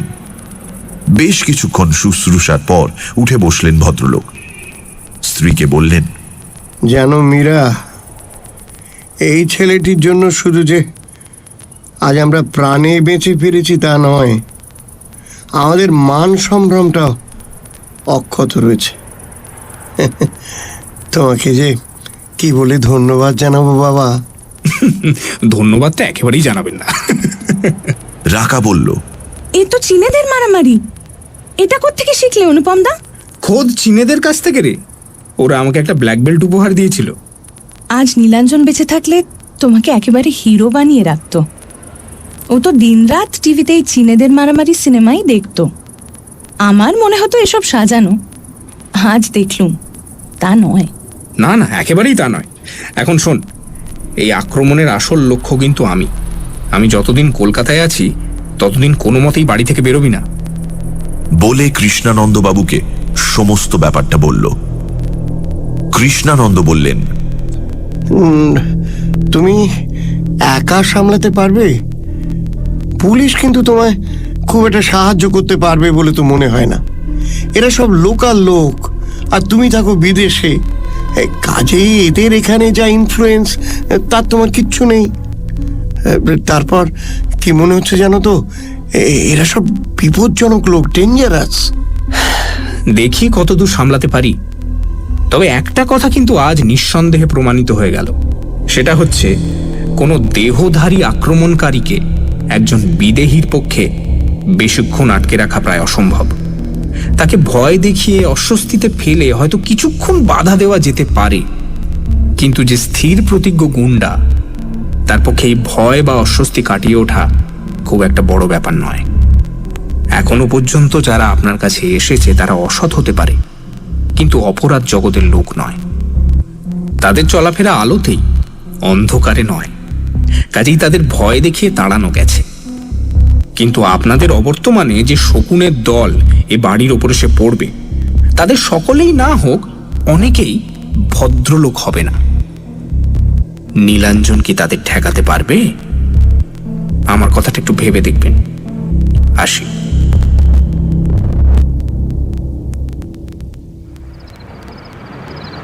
অনুপম যখন শ্যামপুকুর ফিরল তখন প্রায় 8টা বাজে। ঝন্টু বসে বসে খবরের কাগজ পড়ছিল।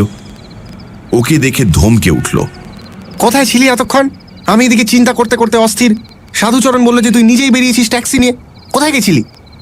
অনুপম খাটের উপর চিৎপাত হয়ে শুয়ে পড়ল। বলল, আগে সাধুচরণকে 1 কাপ চা দিতে বল, তারপর বলছি। বাবা। চা খেতে খেতে রাকার সমস্ত কথা বলল অনুপম। তারপর জিজ্ঞেস করল, আচ্ছা ঝন্টু, রূপোর ফটো ফ্রেম কোথায় পাবো বলতে পারবি? আরে দূর তোর ফটো ফ্রেম, তুই কি আরম্ভ করেছিস বলতো? হরিরাম বাজাজকে সামলাতেই হিমশিম, এরপর কোত্থেকে নীলাঞ্জন মুখুজ্জের ভূত জুটে আনলি ভাই? আহা, আমি কি ইচ্ছে করে এনেছি নাকি? এসে গেলে আমি কি করব? কি করবি মানে? দেখ অনুপম, ভূত গ্যাস খায় এরকম কথা আমি বাপের জন্মে শুনিনি ভাই। তুই ভাবছিস গ্যাস খাইয়ে ভূত তাড়াবি, এই তো?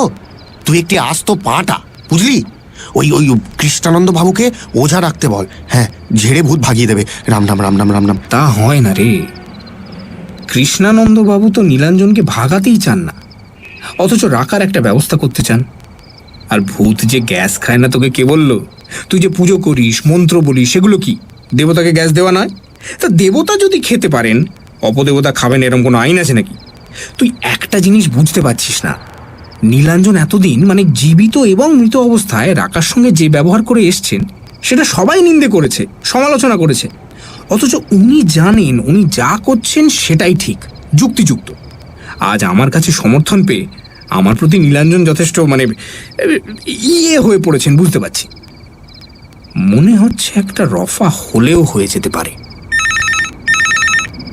বলতে না বলতেই ফোন বেজে উঠল। বাজাজের ফোন। বললেন, অনুপম বাবু, আপনি আমার লোকেদের ড্যামেজ করিয়ে দিয়েছেন। এদের সারাই করতে আবার ভালো রকম পয়সা খরচ হবে। কাজেই 5টাও নয় 3টে ফ্ল্যাট আপনারা পাবেন। বলেন কি? আপনার করুণা তো হৃদয়ে একেবারে গাঁথা হয়ে গেল। আমি কাল দুপুর 12টা পর্যন্ত অপেক্ষা করব। যদি আমার প্রস্তাব না মেনে নেন তাহলে যা ঘটবে তার জন্য আমাকে রেসপন্সিবল করবেন না। কি যে বলেন, তা কখনো পারি? বাজাজ দুম করে ফোন রেখে দিলেন। অনুপম তখন ব্যারিস্টার গুপ্তকে ফোন করে সব ঘটনা জানালো। ভদ্রলোক পুলিশ প্রোটেকশন না নেওয়ার জন্য প্রথমে ওকে একটু বকাবকি করলেন, তারপর প্রশ্ন করে করে রাকার ব্যাপারটা জেনে নিলেন। সব শেষে জানালেন যে তার সাহায্য নিতে অনুপম যেন বিন্দু মাত্র দ্বিধা না করে, কারণ উনি আর নির্মল বাল্যবন্ধু, এক স্কুল এক কলেজ। শুতে যাবার আগে আবার ফটো ফ্রেমের কথাটা তুলল অনুপম। ঝন্টু বলল, হ্যাঁ, ও জিনিস তো বউবাজারেই পাবি। 2-4টে দোকান খুললেই মনের মতো ফ্রেম পেয়ে যাবি। Good night. সকালবেলা ব্রেকফাস্ট খেয়ে 10টা নাগাদ বেরুলো অনুপম। প্রথমে গেল বউবাজার। একটা দোকানে ফ্রেম পছন্দ হলো, সেটা পালিশ করতে দিয়ে সন্ধেবেলা ডেলিভারি নেবে বলে চলে গেল আলিপুর কোর্টে। 4 নম্বর বার লাইব্রেরিতে পঙ্কজ পাল চৌধুরী অদ্ভুত ব্যবহার করলেন ওর সঙ্গে। প্রথমত চিনতেই পারলেন না, তারপর বেশ অভদ্রভাবেই ওকে বলে দিলেন যে তার পক্ষে অনুপমকে কোনো রকম পরামর্শ দেওয়া সম্ভব নয়। অনুপম জিজ্ঞেস করল, ব্যাপারটা কি বলুন তো? পরশুদিন আপনি আমাকে সব রকম সাহায্য করবেন বললেন, আর আজ এ কথা বলছেন কেন? পরশু পর্যন্ত জানতুম আপনি একজন ভদ্রলোক, আমার সাহায্যের আপনার দরকার আছে। আজ দেখছি তার আর কোনো দরকার নেই। এইবার ব্যাপারটা পরিষ্কার হলো। অনুপম সহাস্যে বলল, কি করে দেখলেন? বাজাজ দেখালো বুঝি? আমি যে একজন ভদ্রলোকের মতো মার না খেয়ে উল্টে বাজাজের লোকদেরই মার দিয়েছি, সেটাই আপনার কাছে ঘোরতর অন্যায় বলে মনে হচ্ছে, তাই না? ও বাড়ির ওপর নজর রাখতে আপনাকে কত টাকা দেয় বাজাজ? রক্তচক্ষু করে লাফ দিয়ে উঠে দাঁড়াতে গিয়েও সামলে নিলেন পঙ্কজ পাল চৌধুরী। বললেন, আপনি চলে যান এখান থেকে, এক্ষুনি বেরিয়ে যান। আমি আপনার সঙ্গে কোনো কথাই বলতে চাই না। যান, বেরিয়ে যান।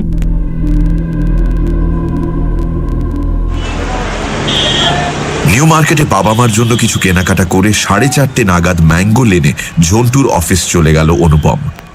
বলল, জন্টু, তুই কাজ সেরে 5টার সময় বেরোবি তো? তোকে না তখন বউবাজার নিয়ে যাব, তারপর একটু এদিক ওদিক ঘুরবো। খেপেছিস নাকি? ভূতের বাড়িতে আমি যাব? নেভার।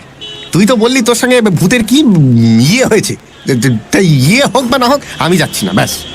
সব বাবা, ঠিক আছে, ভেতরে ঢুকবো না, বাইরে থেকেই ফ্রেমটা দিয়ে চলে আসবো। এই শোন, তুই কবে ফিরবি বলতো? বাড়িটার যদি কিছু নাই করিস তবে কেটে পড় না, ঝামেলা আছে। না রে ঝন্টু, কেটে পড়লে চলবে না। দুটো সমস্যা এখানে, তাদের সমাধান তো না করে যেতে পারি না। 10 দিনের ছুটির পুরোটাই কাটবে মনে হচ্ছে। তাছাড়া বোঝাই যাচ্ছে বাজাজ একটা শেষ লড়াইয়ের জন্য প্রস্তুত হচ্ছে। আমি এখন যদি কেটে পড়ি, ও দুঃখ পাবে না? সেজ পিসিমা, ছোট পিসিমা আর বাবার মামা পরিমল দাদু, এরা তো কলকাতাতেই আছেন। ওদের বাড়ি একবার যাওয়া দরকার। ভাবছি কাল সারাদিনটা এই কাজের জন্যই রাখবো। পরদিন আত্মীয়দের বাড়ি ঘুরে ছোট পিসিমার বাড়ি রাত্রের খাওয়া সেরে অনুপম যখন শ্যামপুকুরে ফিরল, তখন বাজে প্রায় 10টা। ওর মনে হচ্ছিল আজ একটা কিছু ঘটবেই। অনেক চেষ্টা করেও ও ধরতে পারল না যে কেউ ওকে ফলো করছে কিনা। খুব সম্ভবত করছিল না। কেন? এটা কি ঝড়ের আগের থমথমে ভাব? বাড়িতে ঝন্টু ছিল না। সাধুচরণ চিন্তিত মুখে রোয়াকে বসেছিল। বলল, কিছুই বলে যায়নি বাবু, কোথায় গেছে বা দেরি হবে কিনা। ছোট দাদাবাবু তো এরকম কখনো করেন না, তাই ভাবছি। অনুপম ঘরে ঢোকা মাত্র টেলিফোনটা বেজে উঠল।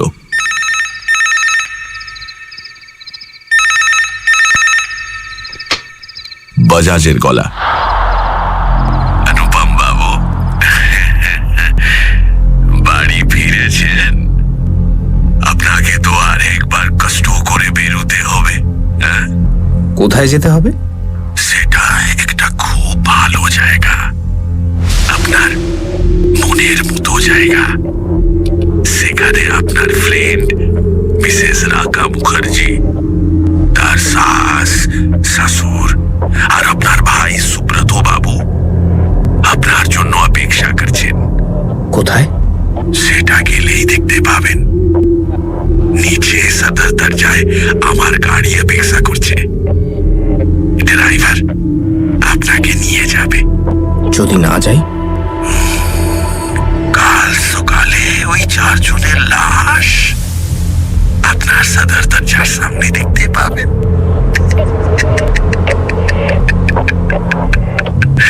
ঠিক আছে, আমি আসছি। দেরি করবেন না, আর ওয়েপন কিছু আনবেন না, তাতে আখের মে আপনারই নুকসান হয়ে যাবে।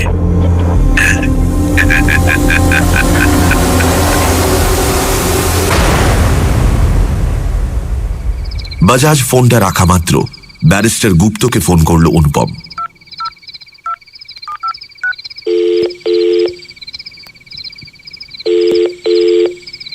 কথা শুনে ভদ্রলোক রেগে আগুন হয়ে গেলেন।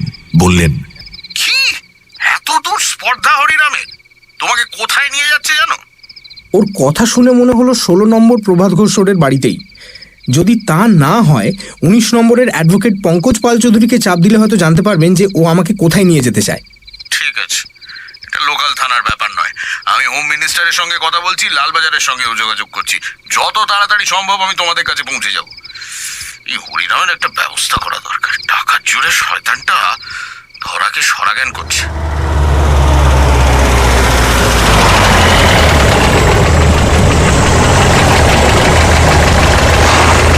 অনুপমের অনুমানই ঠিক।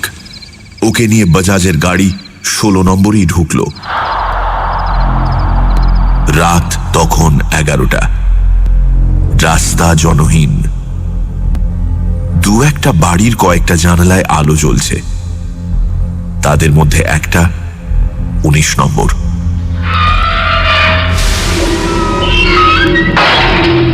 ওদের বাড়ির গেট খুলে দিল একটা গুন্ডা মতন লোক।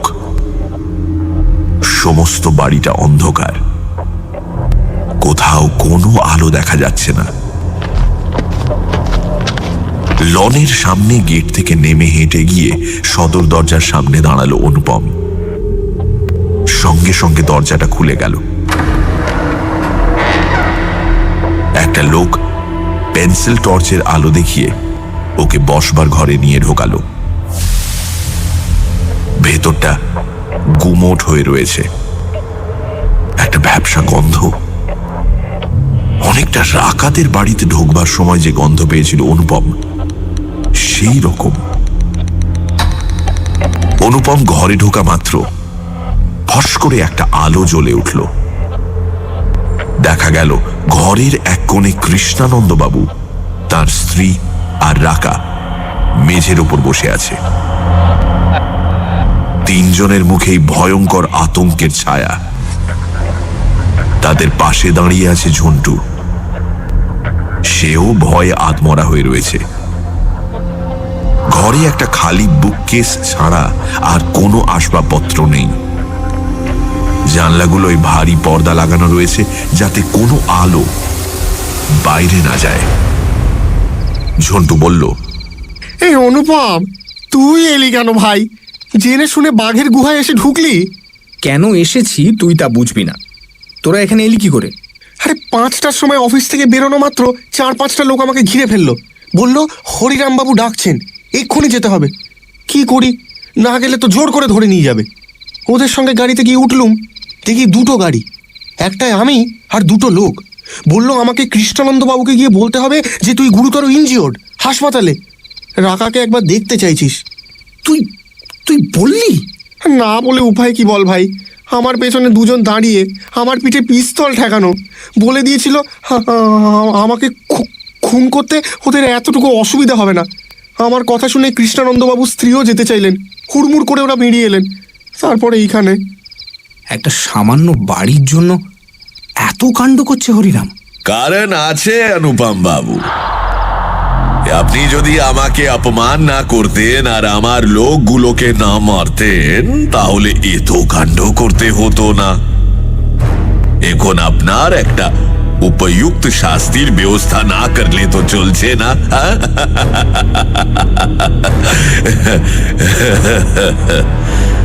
বলতে বলতে ঘরের মধ্যে এসে ঢুকলেন হরিরাম বাজাজ। তার সঙ্গে 2জন লোক, তাদের হাতে অ্যাসল্ট রাইফেল। বোঝা গেল তারা হরিরামের ব্যক্তিগত দেহরক্ষী। লোকটা ছিপছিপে রোগা, ফর্সা রং, মেহেন্দি করা লালচে চুল, চোখে স্টিল ফ্রেমের চশমা, পরনে সাদা রঙের স্যুট, সাদা রঙের জুতো, বয়স 40 থেকে 45-এর মধ্যে। শুনিয়ে অনুপম বাবু, বেশি কথা বলা আমি পছন্দ করি না। এখন আপনাকে যা বলবো তা আপনাকে করতে হবে। হ্যাঁ, এই মোবাইল ফোন নিন, হংকংয়ে আপনার পিতাজিকে ফোন করেন আর তাকে বলেন যে 1 ঘন্টার ভিতরে আমার আরেকজন লোক এই বাড়ি ভেঙে মাল্টি স্টোরির বিল্ডিং করার এগ্রিমেন্টের কাগজপত্র নিয়ে তার কাছে চলে যাবে। তিনি যেন দেরি না করে কাগজগুলোয় সিগনেচার করে দেন। বাস, আপনার কাজ শেষ। আপনারা সবাই যে যার বাড়ি চলে যাবেন। এখন অবশ্য হাঙ্গামে অনেক রাত, তা পিতাজিকে না একটু কষ্টই দেবেন। মিস্টার বাজাজ, আপনি হয়তো বেশি কথা বলেন না, কিন্তু বড্ড বেশি বাজে বকেন। আমি বাবাকে ফোন করে দিলাম, কাগজে সই হয়ে গেল, আর আপনি আমাদের ছেড়ে দিলেন যাতে আমরা এক দৌড়ে থানায় গিয়ে এফআইআর করতে পারি। এই গল্প আমাকে দিয়ে লাভ নেই। আপনার কার্যসিদ্ধি হলে যে আপনি আমাদের আর জীবিত থাকতে দেবেন না, এটা বুঝতে তো কোনো কষ্টই হয় না। বাহ বাহ বাহ বাহ বাহ, অর্ডিনারি নাহি এক্সট্রা অর্ডিনারি বুদ্ধি আছে। আমি সোচেছিলাম কি আপনি শুধু এসবই করতে পারেন, তা এতই যদি বোঝেন তাইলে এখানে কেন যে এলেন তা আপনি জানেন। ওয়েল, কার্যসিদ্ধি আমার হবেই। আপনাকে 5 মিনিট সময় দিচ্ছি। যদি ফোন না করেন তাহলে আমরা একের পর এক আপনার এই গার্লফ্রেন্ডকে রেপ করতে শুরু করব, যতক্ষণ পর্যন্ত না আপনি আমার কথা শুনছেন। আর যদি শোনেন তাহলে এই প্রমিস আমি দিচ্ছি যে আপনাদের সম্মান ইনটেক্ট রেখে আপনাদের খুন করবে আমাদের লোকেরা। আমরা 1 2 3 4 5 6 7 8 8 জন আছি। আমাদের সকলের কাছেই রাইফেল আছে, রিভলভার আছে, কাজে কোন রকম চালাকি করবার চেষ্টা করবেন না। অনুপম বাবু, আপনি একটা কথা জেনে রাখুন মিস্টার বাজাজ, ব্যারিস্টার পি.কে. গুপ্ত হোম মিনিস্টারের সঙ্গে একটু আগে এ ব্যাপারে কথা বলেছেন এবং লালবাজারকে অ্যালার্ট করা হয়েছে। হ্যাঁ, অপমানের প্রতিশোধ নিতে গিয়ে আপনি বড্ড বাড়াবাড়ি করে ফেলেছেন।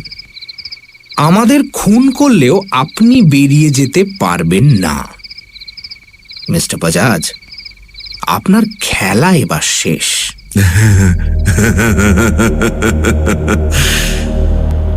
আমাকে ব্লাফ দিয়ে কোনো ফায়দা হবে না অনুপম বাবু। আমার খেলা এত সহজে শেষ হবে না। এবার বলেন, ফোন করবেন কি না করবেন? হ্যাঁ, করব। ফোনটা দিন। আপনি নাম্বার বলেন, আমি লাগিয়ে দিচ্ছি। অনুপম নম্বরটা বলল।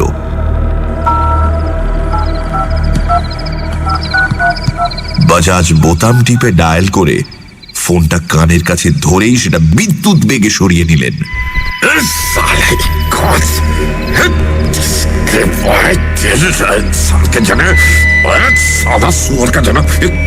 ফোনের ভেতর থেকে যেন 5টা কাঠছেড়াই কলের আওয়াজ ছিটকে বেরিয়ে এলো।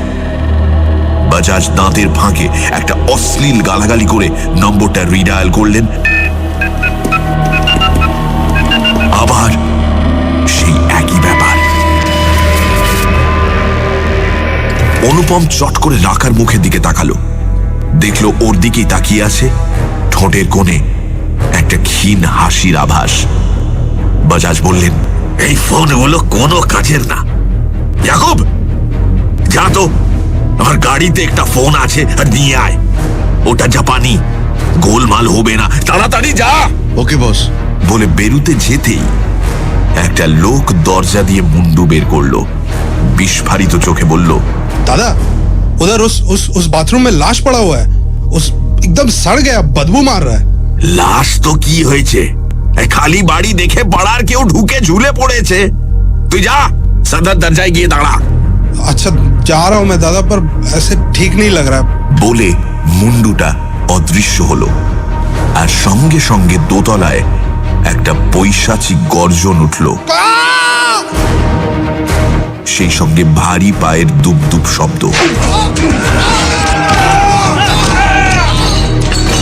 কতগুলো লোক আর্তনাদ করতে করতে দূর দূর করতে করতে সিঁড়ি বেয়ে নেমে এসে সদর দরজা দিয়ে বেরিয়ে গেল। সঙ্গে সঙ্গে কয়েকটা গুলির আওয়াজ। তুপ তুপ আওয়াজটা কিন্তু থামল না। সেটাও সিঁড়ি দিয়ে নেমে এসে বসবার ঘরের দরজার সামনে দাঁড়ালো। এইবার হরিরাম বাজাজের মুখে আতঙ্কের ছায়া পড়ল। চিৎকার করে বললেন, আরে क्या हो रहा है ये सब? याकूब, मकबूल, আর দরজায় ফায়ার করো, চালাও গুলি। কে গুলি চালাবে? দুজনের হাত এত কাঁপছে যে বন্দুক তুলতেই পারছে না। দরজার বাইরে আবার সেই পৈশাচিক গর্জন, আর সঙ্গে সঙ্গে দুপ করে ঘরের আলোটা নিভে গেল। অনুপম এই সুযোগটারই অপেক্ষায় ছিল। তৎক্ষণাৎ আন্দাজে বাজাজের মুখ বরাবর একটা প্রচন্ড লাথি চালালো। গাক করে শব্দ করে কেউ সশব্দে ধরাশায়ী হলো বোঝা গেল। পর মুহূর্তেই আলো জ্বলে উঠল। দেখা গেল রক্তাক্ত মুখে বাজাজ এবং বাকি দুজনও অজ্ঞান হয়ে মেঝেই পড়ে রয়েছে।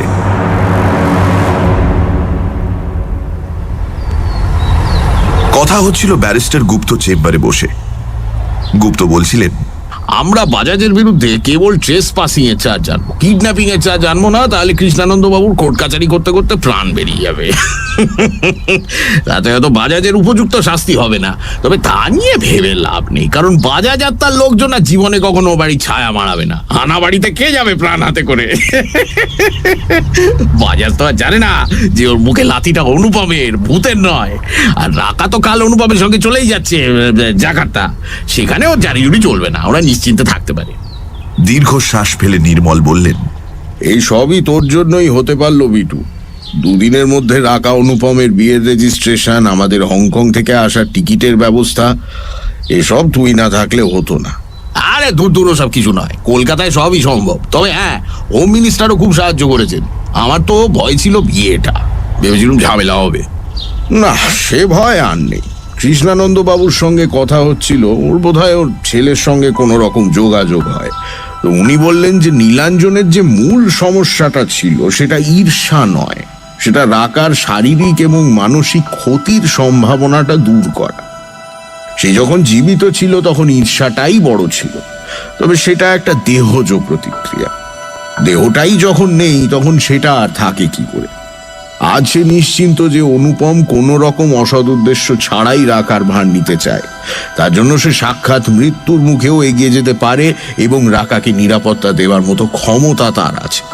অতএব নীলাঞ্জনের এখন আর তেমন কোনো প্রয়োজনীয়তা নেই। তাছাড়া আদতে সে একজন ভদ্রলোক, নিষ্প্রয়োজনে সে কারুর ক্ষতি করতে চায় না। ঈর্ষাটা একটা অসুখ, আজ তার শরীরের সঙ্গে সঙ্গে সেই অসুখটাও পঞ্চভূতে মিলিয়ে গেছে।